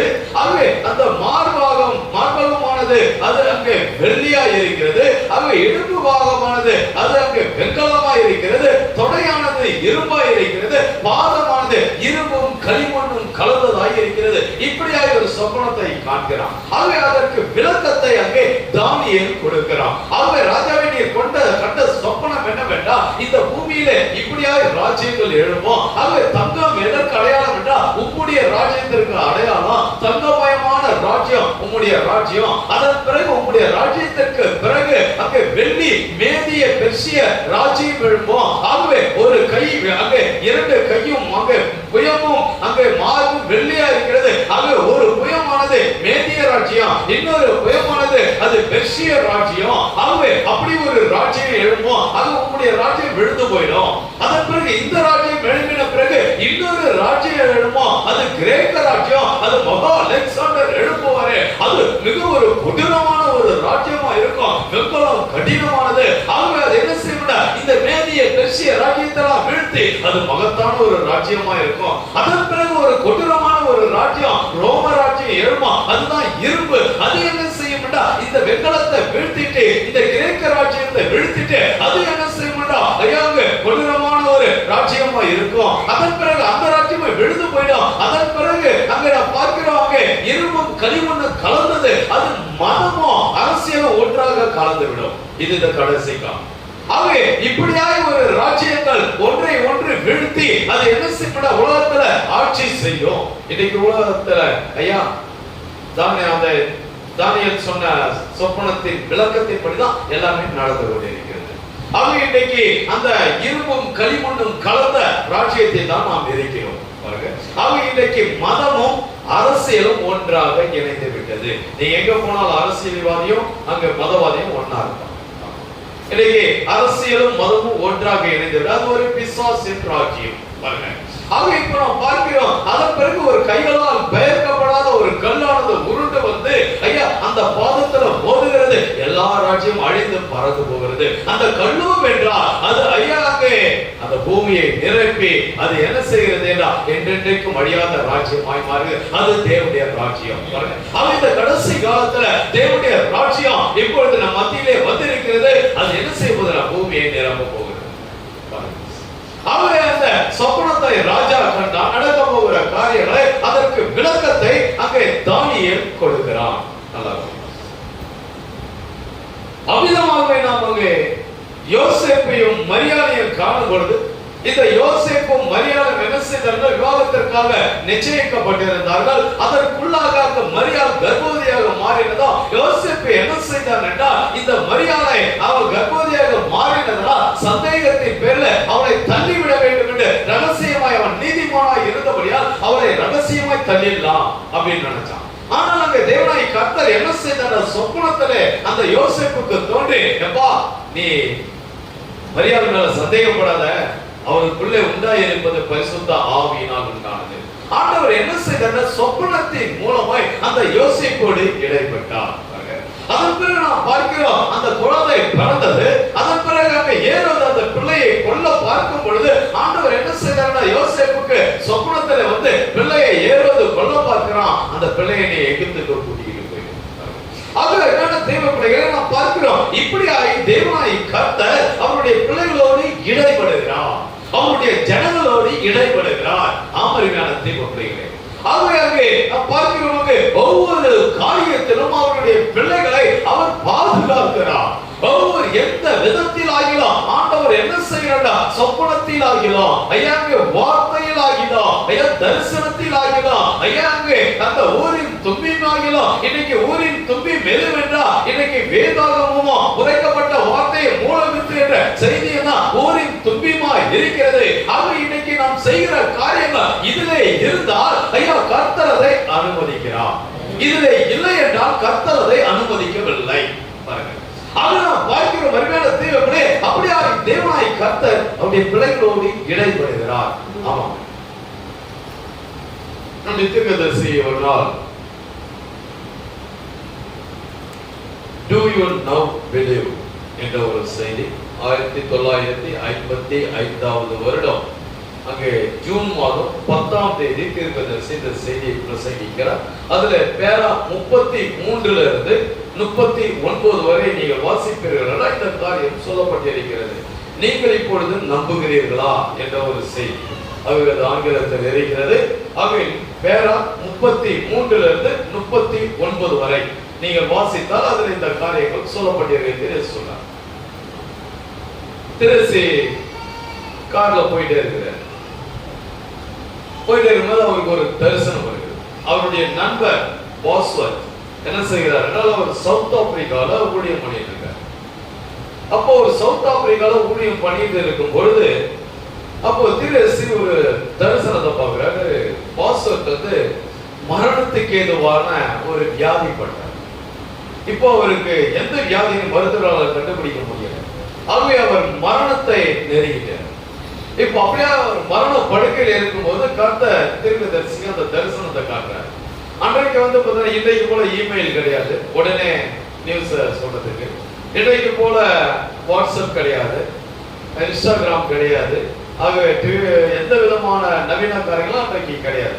அன்றைக்கு ஒரு காரியத்தை இன்னொருவருக்கு தெரியப்படுத்த வேண்டும் என்றால் டெலிகிராம். ஆகவே அந்த நாட்களில் டெலிகிராம். ஆகவே அந்த டெலிகிராம் இப்போது ஆப்பிரிக்காவில் அவர் இருக்காரு, அமெரிக்காவில் தீர்க்கதரிசி இருக்கிறார் ஜெபர்சன்ல. இப்போ அந்த டெலிகிராம் அங்கிருந்து இங்க வரணும்னா 24 மணி நேரம் ஆகும். இப்ப பாஸ் ரொம்ப மரணப்படுக்கையில் இருக்கிறார். அங்க இருக்கிற சகோதரர்கள் என்ன செய்யறாங்கன்னா, நம்ம தீர்க்கதரிசிக்கு இத பிரங்காமுக்கு இத நம்ம டெலிகிராம் பண்ணலாம், அவரு ஜெபிப்பாரு, அவர் ஜெபம் பண்ணா அங்க இருந்து ஜெபம் பண்ணாம சுகமாயிடுவாரு அப்படின்னு அவங்க என்ன பண்றாங்கன்னா ஒரு டெலிகிராம் பண்றாங்க. இப்ப தீர்க்கதரிசி அவர் சுகவீனமா மாறும் பொழுது கர்த்தர் தரிசனத்தில் காண்பித்திருக்கார். அப்போ உடனே என்ன பண்ணாருன்னா தீர்க்கதரிசி அப்படியே ஒரு மலை பக்கமா போயிட்டு இருக்கிறாரு. இதுல ஆரம்ப திருச்சி ஒரு காரியத்தை சொல்றாரு. திருச்சி மேடாவுக்கும் அவருக்கும் கொஞ்சம் சண்டை வந்துச்சு. திருச்சி ஏதோ வீட்டு காரியத்தை கவனிக்கணும்னு இந்த அம்மா என்ன பண்ணாங்கன்னா தப்புன்னு கோபத்துல நீ என்ன சும்மா அந்த மாதிரி பண்ற அப்படின்னு கதை வச்சுட்டாங்க. அப்ப திருச்சி சரி நம்ம வீட்லயே இருந்தோம்னாக்கா இவங்களுக்கு இன்னும் கொஞ்சம் டென்ஷன் அதிகமாயிடும், அதனால சரிம்மா நான் கொஞ்சம் அப்படி போயிட்டு வரேன் அப்படின்ட்டு கார் எடுத்து இவரு அப்படியே மலை பிரதேசம் போயிட்டேன். அப்படியே மலைக்கா போயிட்டு இருக்கும்போது அப்போ ஒரு சொப்பனத்தை தரிசனத்தை பார்த்தேன். அப்போ அந்த தரிசனத்தை பாசுவத்தை உடல் எடை ரொம்ப மோசமா இருக்கு. அப்போ கர்த்தர் சொல்றாரு, இப்போ நான் உன்னை அதுக்காக தான் பிரித்து கொண்டு வந்தேன் மலைக்கு அப்படின்னு. அவங்க எதோச்சே எதுவுமே நடப்பது கிடையாது. அவங்க அந்த அம்மா டென்ஷனே ஆகாது, அந்த அம்மா டென்ஷன் ஆயிட்டாங்க. இப்போ அதை பேஸ் பண்ணி தீர்க்கதரிசி என்ன பண்ண, இப்போ ஒரு மலை போறதுல வந்துருக்கு. இப்போ ஆண்டவர் காட்டுறாரு. உடனே தீர்க்கதரிசி என்ன பண்றாருன்னா, நீ போய் ஜெபம் பண்ணு ஆண்டவர் சொன்னாரு. அப்போ ஒரு அந்த மலையில போயிட்டு முழங்கால் படிட்டு ஆண்டவரை நோக்கி ஜெபம் பண்றாரு. அவங்க ஜெபம் பண்ணிட்டு ஜெபம் பண்ணும்போது அப்ப இன்னொரு தரிசனம் வருது. அந்த பாஸ் நல்ல சுகத்தோட எடுத்து உட்கார்றாரு. ரொம்ப பரிபூர்ண சுகம், அற்புதம், எல்லாருமே சந்தோஷப்படுறாங்க. அவரை சுத்தி இருக்கிறவங்க உடனே ஹீல் ஆயிடுச்சு பாருங்க. அவங்க இப்போ அந்த தரிசனத்தை காட்டுறாரு. இப்ப தீர்க்கதரிசி ஜெபம் பண்ணிட்டு வீட்டுக்கு வந்துட்டாரு. வீட்டுக்கு வந்தோடனே அந்த அம்மாட்ட சொல்றாரு, அம்மா இப்போ ஒரு டெலிகிராம் வரும் 24 மணி நேரம் கழிச்சு அப்படின்னு. கரெக்டா 24 மணி நேரம் கழிச்சு ஒரு டெலிகிராம். அப்ப அந்த டெலிகிராம் என்னன்னா, பிள்ளை பாஸ் மரணத்துக்கு எதுவான வியாதிப்பட்டிருக்காரு, அவருக்காக ஜெபம் பண்ணுங்க அப்படின்னு. ஆனா ஆல்ரெடி எப்பவுமே ஜெபம் பண்ணியாச்சு, சுகமும் கிடைச்சாயிடுச்சு. இப்ப தேர்வு சொல்றாரு மேடம், இன்னும் ஒரு 1 ஹவர்ல இன்னொரு டெலிகிராம் வரும். ஒரு டெலிகிராம் வரதுக்கு 24 மணி நேரம் ஆகும். இல்ல சார், இன்னும் 1 ஹவர்ல ஒரு டெலிகிராம் வரும் பாருங்க. அவங்க டெலிகிராம் அடிச்ச அடுத்த நிமிஷம் தீர்க்கதரிசி ஜெபம் பண்ணிட்டாரு. அடுத்த 1 ஹவர்ல ஒரு சுகமாயிட்டாரு பாருங்க. இப்போ 1 ஹவர் கழிச்சு மறுபடியும் இன்னொரு டெலிகிராம் வந்த பிள்ளை பாஸ் சுகமாயிட்டாரு. இதுதான் தேவனுடைய தகவல் தொடர்பு சாதனம். தரிசனம் என்பது தேவனுடைய தகவல் தொடர்பு சாதனம். சொப்பனம் என்பது தேவனுடைய தகவல் தொடர்பு சாதனம். ஊரின் தும்பீம் என்பது தேவனுடைய தகவல் தொடர்பு சாதனம். இன்னைக்கு ஊரின் தும்பீம் என்பது ஐயா வேதமும் செய்தியும். இன்னைக்கு இதுதான் நம்முடைய தேவனுடைய தகவல் தொடர்பு சாதனம். நம்ம செய்கிற ஒவ்வொரு காரியமும் இதில் இருந்தால் நாம் தேவனோடு தொடர்பில் இருக்கிறோம். நாம் செய்கிற காரியங்கள் இதில் இருந்தால் தேவனோடு தொடர்பில் இருக்கிறோம்.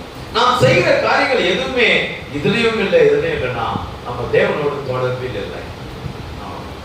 நீங்கள் முதலாவது தேவனுடைய ராஜ்யத்தை நீதியும் தேடுங்கள் என்று வேதம் சொல்லும் பொழுது, ஐயா செய்தி சொல்லும் பொழுது நாம் அதை தேடவில்லை என்றால் அருமையான தேவ பிள்ளைகளே, தேவனுக்கும் நமக்கும் எந்த தொடர்பும் இல்லை.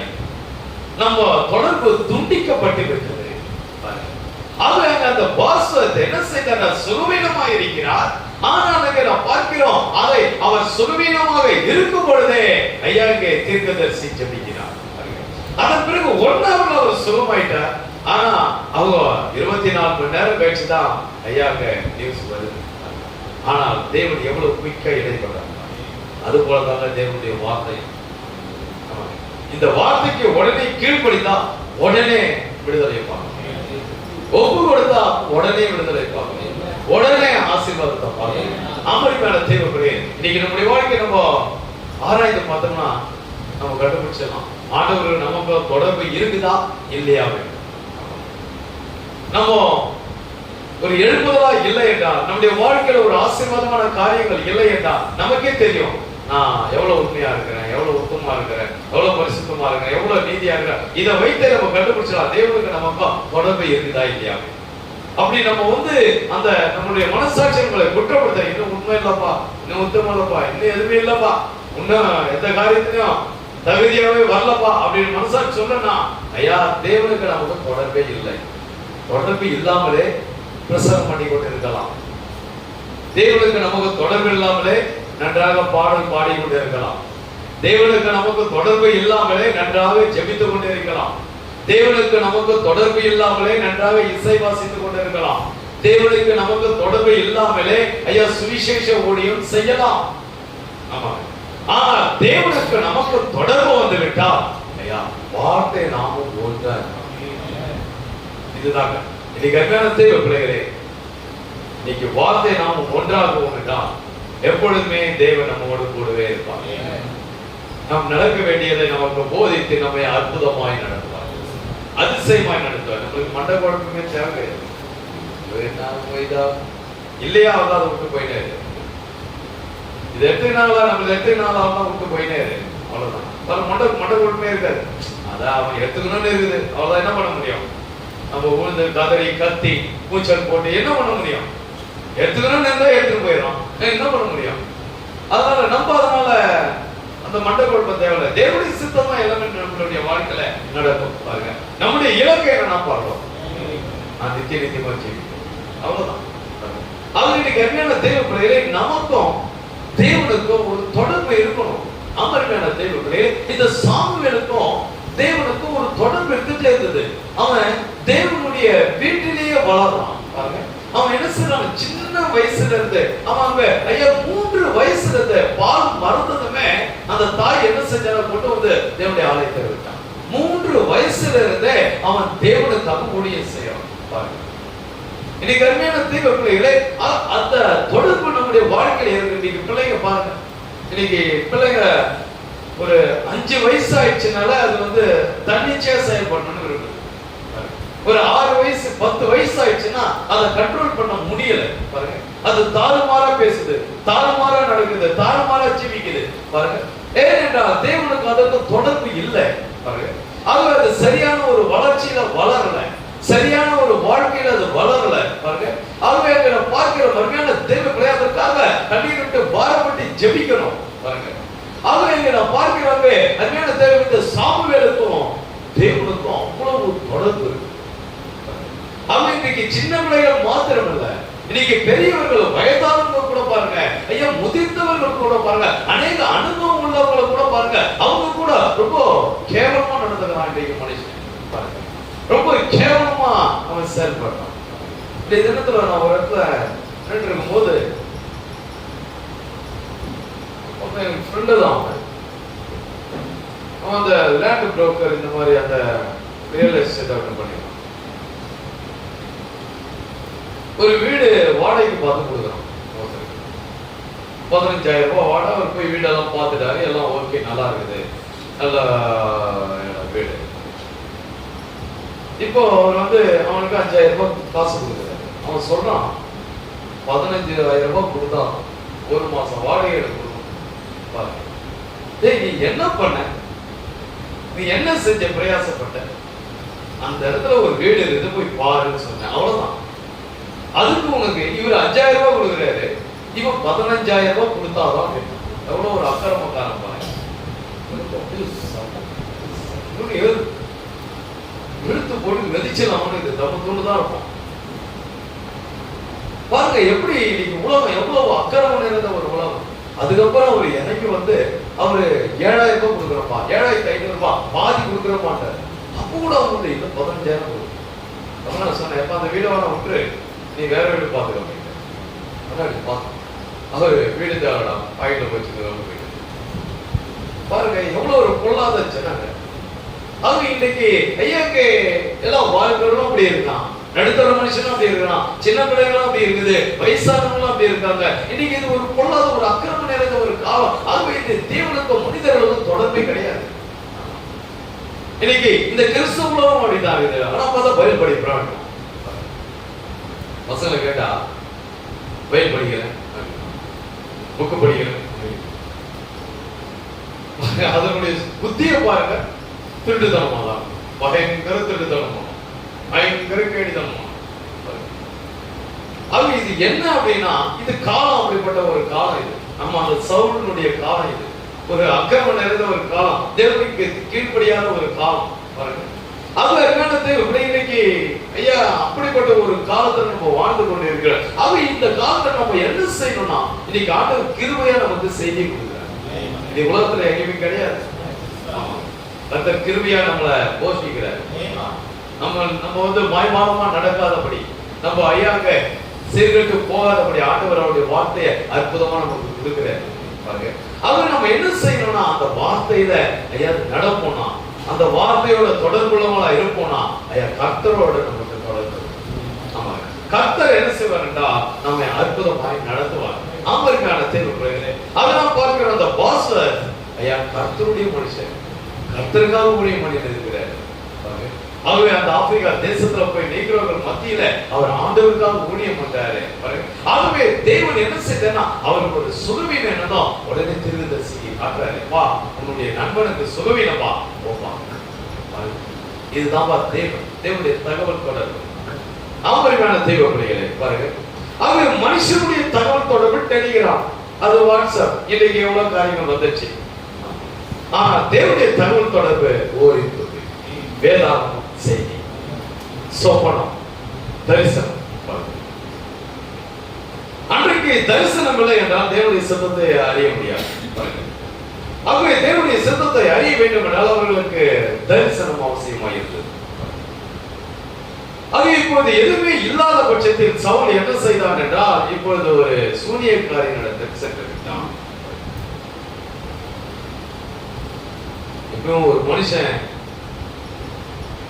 நம்ம மத்தியில இருக்கும் பொழுது அந்த மனுஷனுடைய அருமை தெரியாது. அவன் காட்சியை விட்டு போனாதான் அந்த அருமை தெரியும். இருக்கும்போது தெரியாது. இருக்கும்போது நம்ம உதாசீனப்படுத்தும். இப்ப இந்த சாமுவேல் அந்த தீர்க்கதரிசி இருக்கும்போது, அந்த செய்தி இருக்கும்போது, அந்த ஆலயம் இருக்கும்பொழுது அதனுடைய அருமை ஜனங்களுக்கு தெரியல. நீங்க நிறைய ஜனங்க என்ன பண்றாங்கன்னா, இப்போ நிறைய பேர் சொல்றாங்க, சரி நல்ல ஒரு சபையை விட்டு வந்துடும், நல்ல ஒரு ஊழியத்தை விட்டு வந்துடும். இப்ப கஷ்டப்படுறோம் பாருங்க, அங்கே இங்கே அணைந்து கொண்டது. நம்ம கொஞ்சம் அணைக்க இருந்ததுமா, நம்ம வார்த்தையா இருந்ததுமா, வார்த்தைக்கு கீழ்ப்படித்திருந்தா ஆண்டவர் அங்க ஏற்ற காலத்தை ஏற்ற நேரத்துல உயர்த்தி இருப்பாரு. ஆனா அவசரப்பட்டு நம்ம வந்துட்டோம். இப்போ எதுவுமே இல்லாம நடுத்தருல நிக்கிறோம் பாருங்க. அங்க பிள்ளைகள் நடுத்தருல நிக்குது பாருங்க. தேவனை ஆராதிக்க முடியல, கர்த்தரை தொழுது கொள்ள முடியல பாருங்க. அவங்க எப்பவுமே அந்த ஒரு காரியம் இருக்கும்போது அதனுடைய அருமை தெரியாது.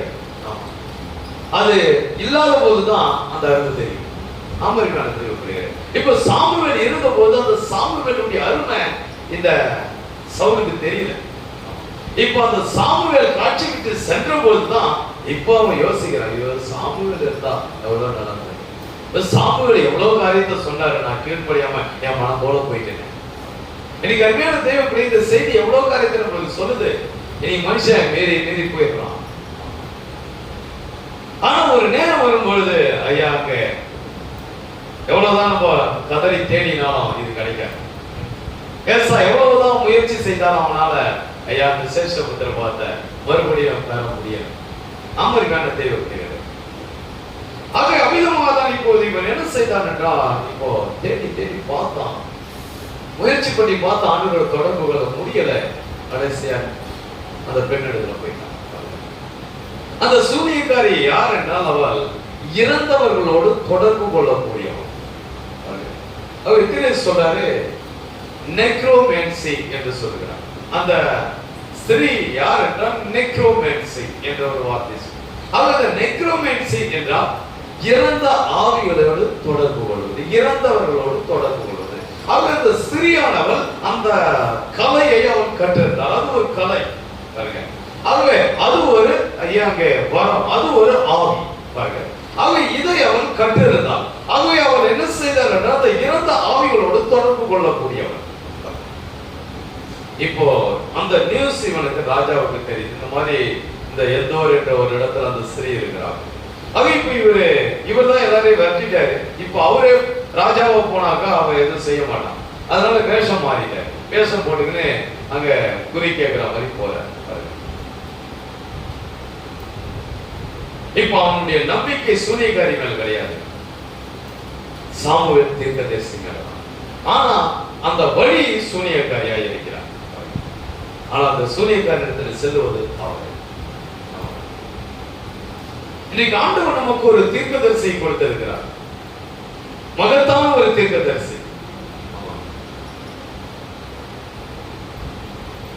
அவர் இப்பொழுது காட்சியில் இல்லை என்றாலும் அவர் மூலமாய் கொடுக்கப்பட்ட வார்த்தை இன்று வரை நம்ம என்ன செய்யறதா போஷித்து நடத்துகிறார். இன்று வரை தேவனுடைய சித்தம் என்ன என்பதை நமக்கு வெளிப்படுத்துகிறது. இன்றைக்கு வரைக்கும் வெளிப்படுத்து பாருங்க. இப்போ கூட நம்ம ஒரு பேராவை வாசிக்கிறோம், தேவனுடைய சித்தம் என்பதை நமக்கு வெளிப்படுத்துது பாருங்க. தேவனுடைய சித்தம் தேவனுடைய வார்த்தைக்கு கீழ்ப்படியது.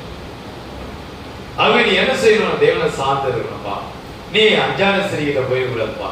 நீ ஆண்டவர் விட்டு விலகிட கூடாதுப்பா. ஆண்டவர் உன்னை விட்டு விலகிடுவாருப்பா. ஆகவே தேவனுடைய சித்தம் என்பதை ஐயாங்க இன்றைக்கு கூட நமக்கு காட்டுதுப்பா. ஆகவே அங்கே நம்முடைய மகத்தான தீர்க்கதரிசி அவர் மூலமாய் கொடுக்கப்பட்ட வார்த்தை அது என்ன செய்யறது? இன்றைக்கு வரைக்கும் நமக்கு தேவ சித்தத்தை ஐயா அது போதிக்கிறது. ஆமா, இப்போது அந்த தீர்க்கதரிசி, அந்த சாமுவேல் தீர்க்கதரிசி அந்த தேசத்தில் இல்லை, அவன் மரித்து விட்டான். இப்போ அந்த இடத்துல சவுலுக்கு வேற ஆதரவு இல்லை. ஆனால் யுத்தம் வந்து இப்ப நான் பார்க்கிறோம், இந்த எதிரியை அந்த யுத்தத்தை சந்திப்பதற்கு சவுலுக்கு பலம் இல்லை. இப்போ அவனுக்கு பலம் கிடையாது சத்துருவை சந்திக்கிறது.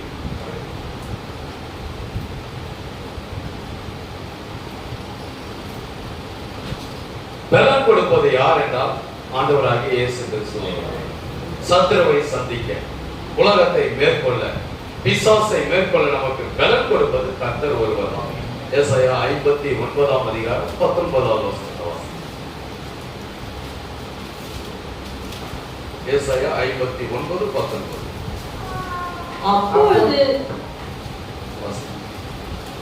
அப்பொழுது சூரியன் அஸ்தமிக்கும் திசை தொடங்கி கர்த்தரின் நாமத்துக்கும் சூரியன் உதிக்கும் திசை தொடங்கி அவருடைய மகிமைக்கும் பயப்படுவார்கள். வெள்ளம் போல சத்துரு வரும்போது கர்த்தருடைய ஆவியானவர் அவனுக்கு விரோதமாய் கொடியேற்றுவார். ஆமென். பாருங்க, அங்கே வெள்ளம் போல சத்துரு வந்தாலும் ஐயாங்க அவனுக்கு விரோதமாய் ஆவியானவர் கொடியேற்றுவார். பாருங்க, கொடியேற்றுவது என்றால் ஜெயம் கொடுப்பது. ஆகவே ஜெயம் கொடுப்பது என்றால் பலன் கொடுப்பது. பாருங்க, ஆகவே அங்க வெள்ளம் போல சத்துரு. இப்போ வெள்ளம் எப்படி வரும்? ஓன்னு வரும். பாருங்க, வெள்ளம் வந்து பாத்தீங்கன்னா இந்த வயநாட்டு ஆட்சிக்கு போயிடுச்சு பாருங்க. ஆகவே எல்லாம் எவ்வளவு இடத்துல வெள்ளம் அந்த ஆட்சின்னு போது பாருங்க. இப்போ அந்த வெள்ளம் வரும் பொழுது அந்த வெள்ளத்தின் மத்தியில எதிர்நீச்சல் போட்டு நம்ம முன்னேறி போனோம்னாக்கா அதுக்கு ஆண்டவர் தான் என்ன செய்யணும்னா ஐயா ஜெயப்படும். ஆண்டவர் தான் பலம் பாருங்க. ஆகவே சத்துரு வெள்ளம் போல வரும் பொழுது ஆவியானவர் என்ன செய்யறாருன்னா அவனுக்கு விரோதமாய் கொடியேற்றுகிறார். பாருங்க, ஆகவே நாம் பார்க்கிறோம் கர்த்தர் தான் ஒரு மனுஷனுக்கு ஒரு ஸ்திரீக்கு பலன் கொடுக்கிறார். பாருங்க, ஆகவே எப்படி அவர் பலன் கொடுப்பார் என்றால் அவர் சார்பிலே நாம் நிற்கப்படுது, அவரை சார்ந்து கொள்ளப்படுது, கர்த்தருடைய வார்த்தைக்கு கீழ்ப்படியும் பொழுது கர்த்தர் என்ன செய்யணும்? நமக்கு பலன் கொடுப்பார். சத்துருக்களை மேற்கொள்ளலாம், நமக்கு விடுதலை கொடுப்பார், நமக்கு சமாதானம் கொடுப்பார், நமக்கு சந்தோஷம் கொடுப்பார். இத்தனை வருஷமா செய்தில இருக்க ஒரு நாளும் சந்தோஷம் இல்லை, சமாதானம் இல்லை, எந்த பலனும் இல்லை, ஒன்றும் இல்லை. இன்னும் நீ கர்த்தர் பக்கம் நிக்கல. அதான் காரணம். கர்த்தரை சார்ந்து கொள்ளல, ஒரு இரவு கூட நீ ஆண்டவருக்கு கொடுக்கல. அதான் காரணம். என்ன சொல்ல, ஆண்டவரை குற்றப்படுத்தணும். ஐயா, என்னுடைய வார்த்தை ஒரு நாளும் மாறாது. சத்துரு நம்மள மேற்கொண்டுறோம் அப்படின்னா காரணம் என்னவென்றால் நாம் கர்த்தர் பட்சத்தில் நிற்கவில்லை.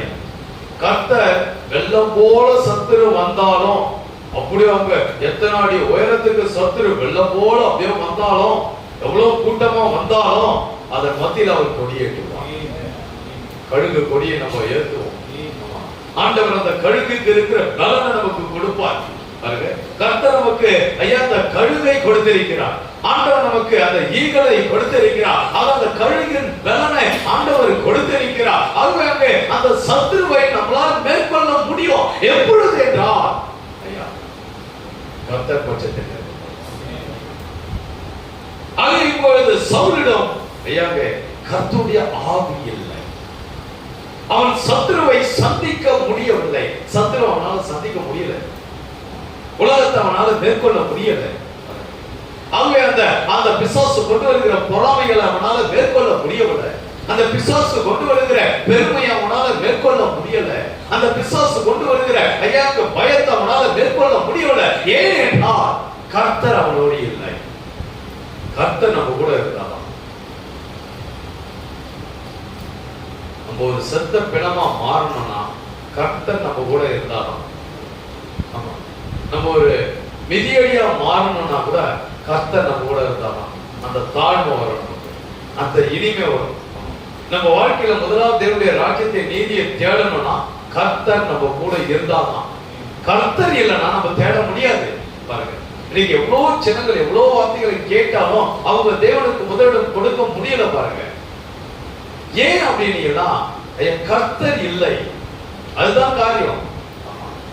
அவங்க எவ்வளவு வார்த்தைகளை கேட்டாலும் அவங்க ஐயா உண்மையா இருக்க முடியல. பாருங்க, அவங்களுடைய அந்தரங்கத்துல எவ்வளவு ஐயாங்க ஆண்டவருக்கு விரோதமா ஜீவிக்கிறாங்க. பாருங்க, ஏன் என்றால் இது கர்த்தர் இல்லை. கர்த்தர் இல்லை, அதனாலதான். இப்போ சவுலோடு கர்த்தருடைய ஆவி இல்லை. ஆகவே அவன் சத்துருவை மேற்கொள்ள முடியல. அவன் பயப்படுறான். ஆனால் கர்த்தருடைய ஆவி இருக்கும் என்றால் சத்துருவை நாம் மேற்கொள்ள.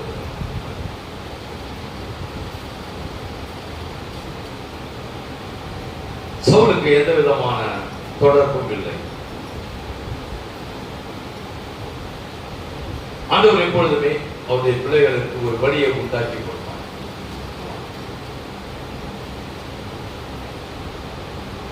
இப்ப ஏன் கர்த்தர் அவனோடு கூட இல்லை அப்படின்னா பாருங்க, அவன் வார்த்தைக்கு கீழ்ப்படியல. இரண்டாவது காரியம் என்னவென்றால் அவன் யாருக்கு விரோதமாய் எழுப்ப வேண்டுமோ அவர்களுக்கு விரோதமாய் எழுப்ப. அவன் அமலேக்கியருக்கு விரோதமாய் எழுப்பான். ஆண்டவர் சொல்றாரு, எப்பா நீ போயிட்டு அமலேக்கு அந்த ஜனங்களை, இஸ்ரவேல் ஜனங்க எகிப்திலிருந்து வரும்பொழுது அந்த ஜனங்க என்ன செஞ்சாங்க தெரியுமா? அவங்களுக்கு ரொம்ப தொல்லை கொடுத்தாங்க. அதை நான் மனசுல வச்சிருக்கிறேன். ஆகவே நீ போயிட்டு அவன் மொத்த பேரையும் சங்காரம். இவன் என்ன செஞ்சான்னா அவங்களுக்கு விரோதமா எழுப்பணும். ஆனா அவங்களுக்கு விரோதமா எழுப்பல, அந்த ராஜாவுக்கு விரோதமா எழுப்பல. அந்த ராஜா ஆகாக அவனை துண்டித்து போடணும், வெட்டி போடணும். ஆனா அவனுக்கு விரோதமா எழுப்பல. அவனை என்ன செஞ்சான்னா அவன்கிட்ட அன்பு காட்டி அவனை தேசத்துக்குள்ள போடுவது. யாருக்கு விரோதமா எழுப்பணுமோ அவனுக்கு விரோதமா எழுப்பல. யாருக்கு விரோதமா எழுப்ப கூடாதோ அவனுக்கு விரோதமா எழுப்பினான். தாவீதுக்கு விரோதமா எழுப்பினான். தாவீது தேவனால் அபிஷேகம் பண்ணப்பட்டவன், தேவனுடைய தாசன், தேவன் தெரிந்து கொள்ளப்பட்ட பாத்திரம் அவன். ஆகவே அவன் என்ன செய்தான் என்றால் தாவீதுக்கு விரோதமாக எழுப்புகிறான். கர்த்தர் கிளம்பி. எப்பொழுதுமே அருமையான தெய்வ பிள்ளைகளே, நாம் யாருக்கு விரோதமாக எழுப்பணுமோ அவங்களுக்கு விரோதமாக எழுப்பினா ஐயா கர்த்தர் நம்ம கூட இருப்பார். விரோதமான்றது நம்ம அவங்கள அடிச்சு போயிட்டோம் இல்லை. இன்றைக்கு விரோதமாக எழும்போது அவங்களோடு உடன்படக்கூடாது, பாவத்தோடு உடன்படக்கூடாது, பாவ காரியத்தோடு உடன்படக்கூடாது, ஐயா பாரம்பரியத்தோடு உடன்படக்கூடாது, உலக காரியத்தோடு உடன்படக்கூடாது, வார்த்தைக்கு விரோதமான காரியத்தோடு உடன்படக்கூடாது. அதுதான் ஐயாங்க யாருக்கு விரோதமாய் எழும்போதோ அவர்களுக்கு விரோதமாய் எழும்போது. யாரோடு ஐயாங்க அவன் அன்பு காண்பிக்க வேண்டுமோ அவர்களுக்கு ஐயா அவன் அன்பு காட்ட. தாவீது கிட்ட அன்பா இருக்கணும்.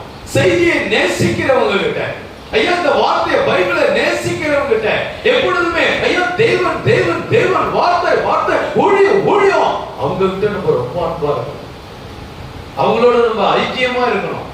இந்த சவுல் ராஜா என்ன பண்ணான்னா யாருக்கு விரோதமா இருக்கணுமோ அவங்ககிட்ட அன்பு காட்டணும், ஆகார் கிட்ட அன்பு காட்டணும். ஆண்டவரே சொல்றாரு வெட்டி போடுறான்னு அவனை கூப்பிட்டு வீட்டுல வச்சு நல்லா ஆகாரம் கொடுக்குறான். எப்படி இருக்குது பாருங்க. தாவீது அடுத்த ராஜா, நான் என்னுடைய இருதயத்துக்கு ஏற்றவன், நான் தெரிந்து கொண்ட ராஜா அவனாமின் ஆண்டவர் சொன்னாரு, அவனை ஈட்டி எடுத்து கொடுத்தான். பாருங்க எப்படி இருக்கு. இப்ப சவுலை தேவன் விட்டு பிரித்ததற்கு காரணம் என்னவென்றால் யாருக்கு விரோதமாய் எழுப்ப வேண்டுமோ அவர்களுக்கு விரோதமாய் அவன் எழுப்பவில்லை, யாரிடத்துல அன்பு கூற வேண்டுமோ அவர்களிடத்துல அவன் அன்பு கூறவில்லை. ஆகவே தேவன் அவனை விட்டு விலகி விட்டார். இன்னைக்கு அருமையான தேவ பிள்ளைகளே, நம்ம யாரிடத்துல அன்பு கூறணுமோ அவங்களுக்கு அன்பு கூறணும். ஆமாங்க, கடைசி கால செய்ய உபதேசம் ஐயா சகோதர சிநேகப்பா, சகோதரத்துல அன்பு கூறணும்பா, இந்த செய்தியை நேசிக்கிறவங்க கிட்ட அன்பு கூறணும்பா, இந்த செய்தியில ஐயா ஜீவிக்கிறவங்க கிட்ட அன்பு கூறணும்பா. ஆனா இன்னைக்கு உலகம் என்ன செய்கிறது என்ற ஜனங்களுக்கு இது புரியல. பாருங்க, வார்த்தைக்கு விரோதமா இருக்கிறவங்க கிட்ட அன்பு கூறணும். அதை தெரிய சொல்கிறார். அது என்னவென்றால் ஒரே சிறகுள்ள பறவை ஒன்று கூட. காக்காலாம் பாருங்க ஒரு இடத்துல ஒண்ணாகும். இப்ப காக்கா கூட்டத்துல போயிட்டு அழகா புறா உட்காந்து ஐயா அந்த காக்கா கூட கொத்தி சாப்பிட்டு இருக்குமா? சாப்பிடாது. புறா கூட்டத்துல கழுகு சேர முடியாது, கழுகு அங்க சாப்பிட முடியுமா? அது கழுகு காலம் சாப்பிட முடியுமா? காலம் நாரி போனதை தான் பண்ணும். அதுக்கு கோதுமை மணியை சாப்பிடுறதுக்கு வெறுப்பா இருக்கும். அது என்ன செய்யும்? எங்க அழுகி போன எலி இருக்குது அது அங்க போகும். பாருங்க, எங்க அங்க கெட்ட நண்பர்கள் இருக்கிறாங்க, அசுத்தமானவங்க இருக்கிறாங்க, அவங்களோட போய் சேர்ந்துடும். பாருங்க, ஆனா புறா என்ன செய்யும்? புறாவெல்லாம் ஒரு இடத்துல ஒன்று பாருங்க, இந்த மைனாலாம் ஒரு இடத்துல ஒன்று கூடும், கொக்கெல்லாம் ஒரு இடத்துல ஒன்று, எல்லாம் கூட்டமா அப்படியே இருக்கும். பாருங்க, இதான் தெரிய சொல்றாரு, ஒரே சிறகுள்ள பறவை ஒன்று கூடும். நீங்க பார்க்கலாம் சபையில பாருங்க,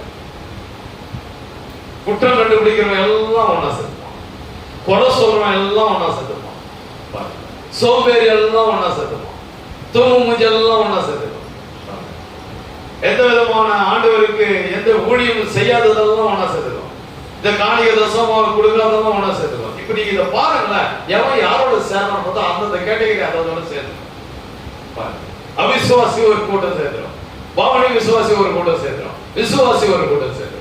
பாருங்க, விசுவாசி அவிசுவாசியோட சேர முடியாது, பாவனை விசுவாசியோட சேர முடியாது. பாருங்க, அது பாவிகளோட கூட்டத்துல பரிசுத்தவான்கள் நிற்க முடியாது. அவனுடைய கர்மையான தெய்வ பிள்ளைகளே, அவன் நாம் ஐயாக வார்த்தையோட ஐக்கியமா இருக்கணும், வார்த்தையை நேசிக்கிறவர்களோட ஐக்கியமா இருக்கணும். அதான் விசுவாசி.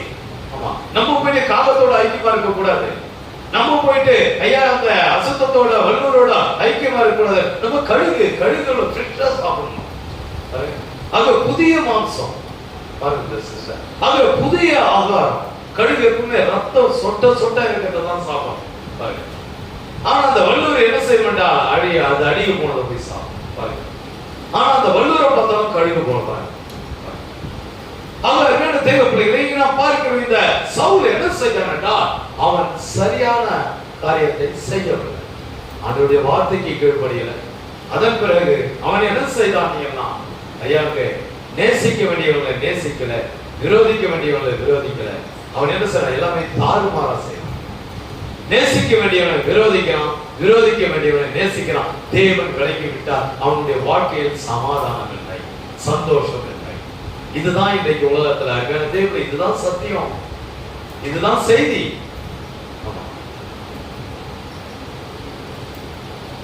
அடுத்தது அவன் யுத்தத்தில் ஜெயம் பெற வேண்டும் என்றால் இயேசு கிறிஸ்து அவனுக்கு உதவி செய்யும். இப்போது ஒரு இக்கட்டான ஒரு சூழ்நிலையில இருக்கான். இப்போ அவன் லாஸ்ட் மினிட்ல தவற உணர்றான். 40 வருஷமா உணர்றான். 40 வருஷமா ஆண்டவர் எவ்வளவோ சொல்லிட்டு இருக்கிறாரு, உணர்றான். இப்ப கடைசி நேரத்துல உணர்றான். இப்போ அவனுடைய விரோதத்தின், அவனுடைய ஐயாவுக்கு கீழ்ப்படியாமையின் பாத்திரம் நிரம்பிவிட்டது. பாத்திரம் நிறைவேற்ற பிறகு ஆண்டவர் உதவி செய்கிறார். கொஞ்சம் குறைவா இருக்கும் போதே மனம் திரும்பினாதான் ஆண்டவர் என்ன செய்ய முடியும், அவருடைய ரத்தத்தை அதுல ஊத்தி அந்த அக்கிரமத்தை அழிக்கும். பாத்திரம் நிரம்பிச்சுன்னா ஆண்டவர் உதவி செய்ய முடியாது. இப்போ இவனுடைய ஐயா நல்ல மனுஷனை விரோதிக்கிற அந்த விரோதம் நிறைவாயிடுச்சு, பாத்திரம் நிரம்பிடுச்சு. இப்போ அவனுக்கு ஆண்டவர் உதவி செய்ய முடியும். இப்போ மனம் திரும்பிய முடியாது. இது கருமையான தேவ பிள்ளைகளே, நம்முடைய வாழ்க்கையில் அப்படிதான் ஏதோ நடக்காதது போல இருக்கும். எதுவுமே நடக்கல, நான் வந்து தொடர்ந்து என் வழியில தான் போயிட்டு இருக்கேன், எதுவும் நடக்கல அப்படின்னு ஜனம் நினைச்சுக்கிறாங்க. நான் செய்யற காரியம் யாருக்கும் தெரியாது, யாரும் பார்க்கல அப்படின்னு. என்னுடைய அர்த்தம் யாருக்கு தெரிய போகுது? என் மனைவி தெரிய போதா, கணவனுக்கு தெரிய போதா, பிள்ளைகளுக்கு தெரிய போதா, பெற்றோருக்கு தெரிய போதா, பாஸ்டுக்கு தெரிய போதா, விசுவாசிக்கு தெரிய போதா? ஆகவே நான் எப்படி வேணாலும் மனைவியில எடுத்துக்கலாம், வெளியே மட்டும் அப்படி ஒரு விசுவாசியை காமிச்சிக்கலாம் அப்படின்னு நினைச்சுக்கிறாங்க. இல்லப்பா, ஒரு நாள் அந்த பாத்திரம் நிரம்பி அப்ப யாருமே விடுவிக்க முடியாது, யாரும் உதவி செய்ய முடியாது. அதுதான் திருசை ரட்சணியமா. இப்பவே நேசிக்க வேண்டிய வார்த்தையை நேசி, வேதத்தை நேசி, செய்தியை நேசி.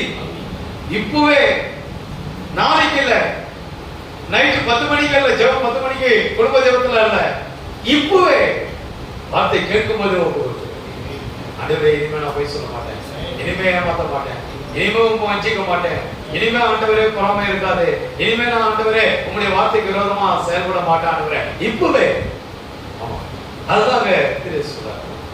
அவங்க இப்போ அவனுடைய பாத்திரம் நிரம்பிச்சு. இப்போ அவன் மனதிரும்பியான 40 வருஷத்துல அவன் மனதிரும். அவன் கடைசி நேரத்தில் அவன் மனதிரும். பாத்திரம் நிரம்பின பிறகு கர்த்தராலே ஒன்றும் செய்ய முடியாது. அங்க அருமையான தேவர்களே, இந்த கடைசி நாட்களில் நாம் மிக கவனமாயிருக்க வேண்டும். எது சரி எது தவறு என்பதை நிதானித்து சரியாக செய்ய. அப்போதுதான் நாம் நம்மை பாதுகாத்துக் கொள்ள முடியும். நாம் சரியானதை செய்யும் பொழுது நமக்கும் தேவனுக்கும் தொடர்பு. நாம் செய்தியின்படி வேதத்தின்படி செய்யும் பொழுது நமக்கும் தேவனுக்கும் தொடர்பு. ஆகவேதான் நம்முடைய தீர்க்கதரிசி குறித்து இப்படியா அந்நிய பாசியல் அந்த சகோதரர் சொன்னார். சரியானது துல்லியமானதுமான வழியை நீ தெரிந்து கொண்டாய். உன்னுடைய சொந்த தெரிந்து கொள்ளுதலின்படி நீ அதை தெரிந்து கொண்டாய். ஆகவே இந்த மாபெரும் தீர்மானத்தின் நிமித்தம் பரலோகத்தில் மிகுந்த பொக்கிஷம் உனக்காக காத்துக்கொண்டிருக்கிறது. நம்மளுடைய தீர்மானம், நம்மளுடைய தெரிந்து கொள்ளுதல் தான்.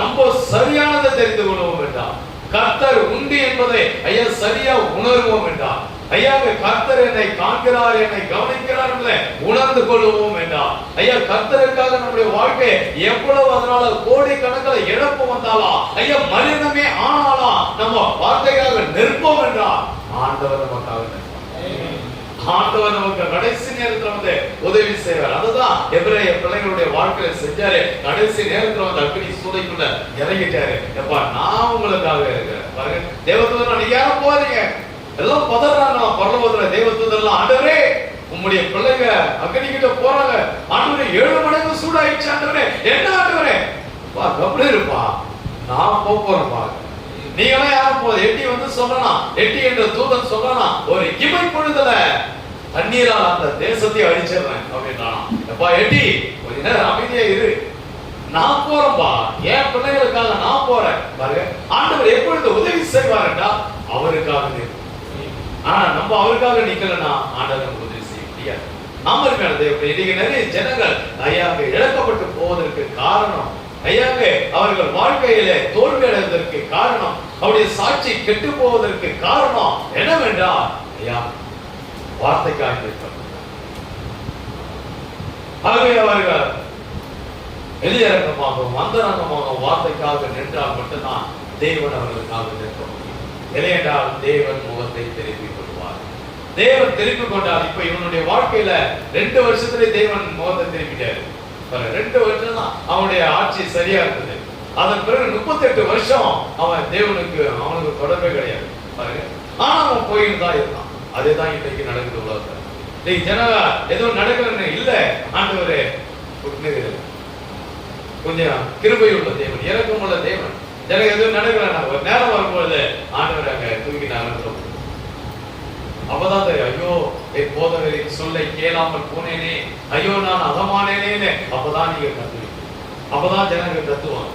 அமர்மையான தேவ பிள்ளைகளே, அவங்க இப்பொழுது கொடுக்கப்பட்ட காலத்தை நாம் என்ன செய்ய வேண்டும்டா, ஐயா வார்த்தைக்காய் நிற்க வேண்டும், தேவனுக்காய் நிற்க வேண்டும், கர்த்தருக்காய் நிற்க வேண்டும். அப்படி நிற்போம் என்றால் அருமையான தேவ பிள்ளைகளே, ஆண்டவர் நமக்காய் நிற்பார். நாம் ஜெபம் செய்வோம்.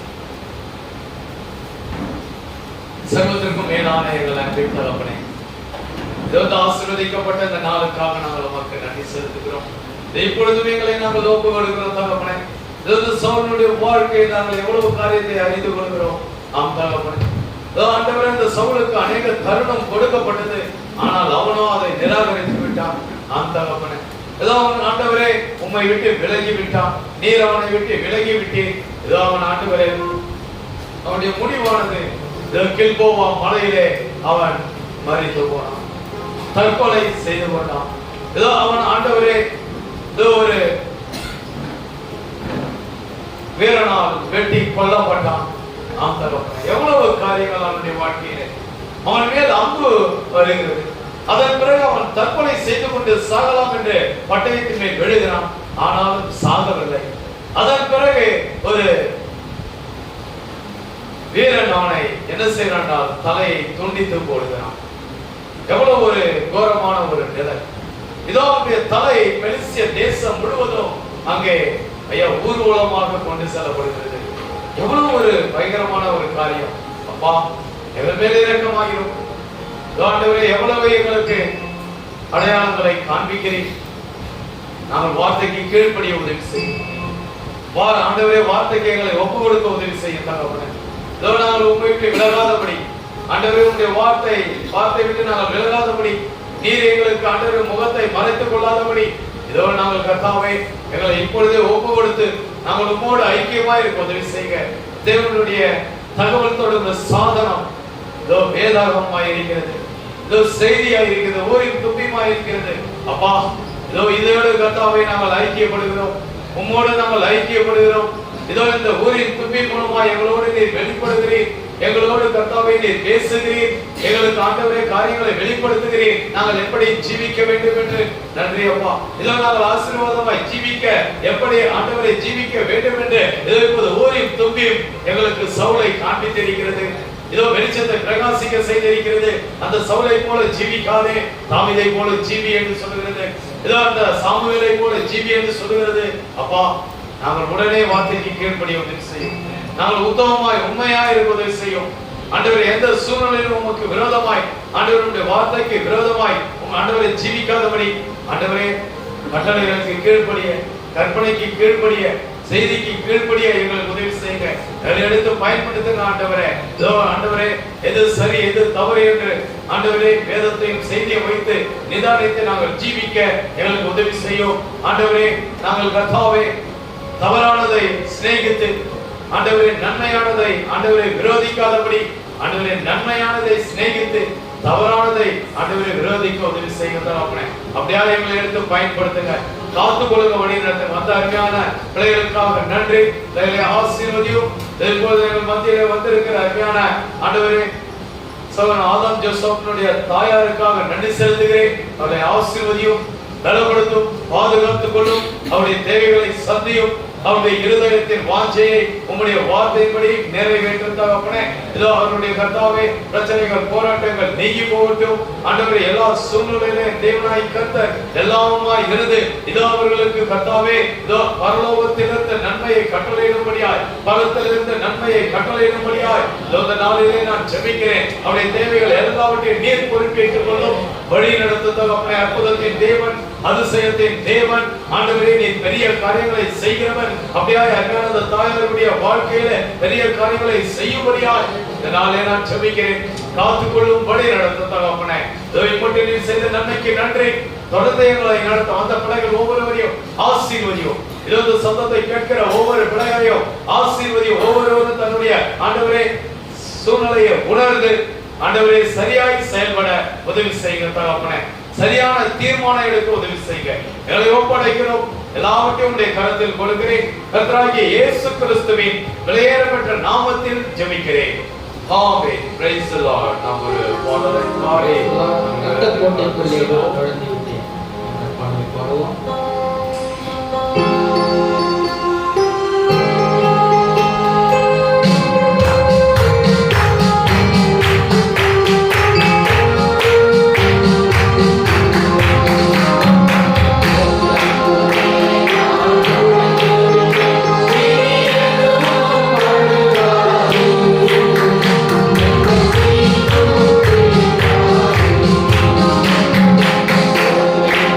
Thank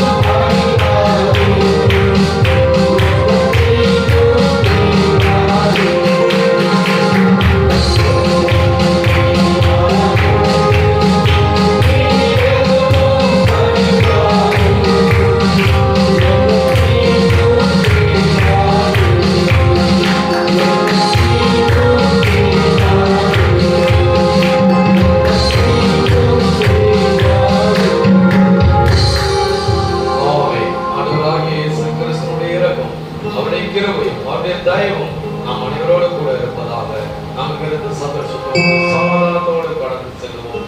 கர்த்தர் நம்மை ஆசீர்வதிப்பாராக. ஆமென். Praise the Lord. God bless.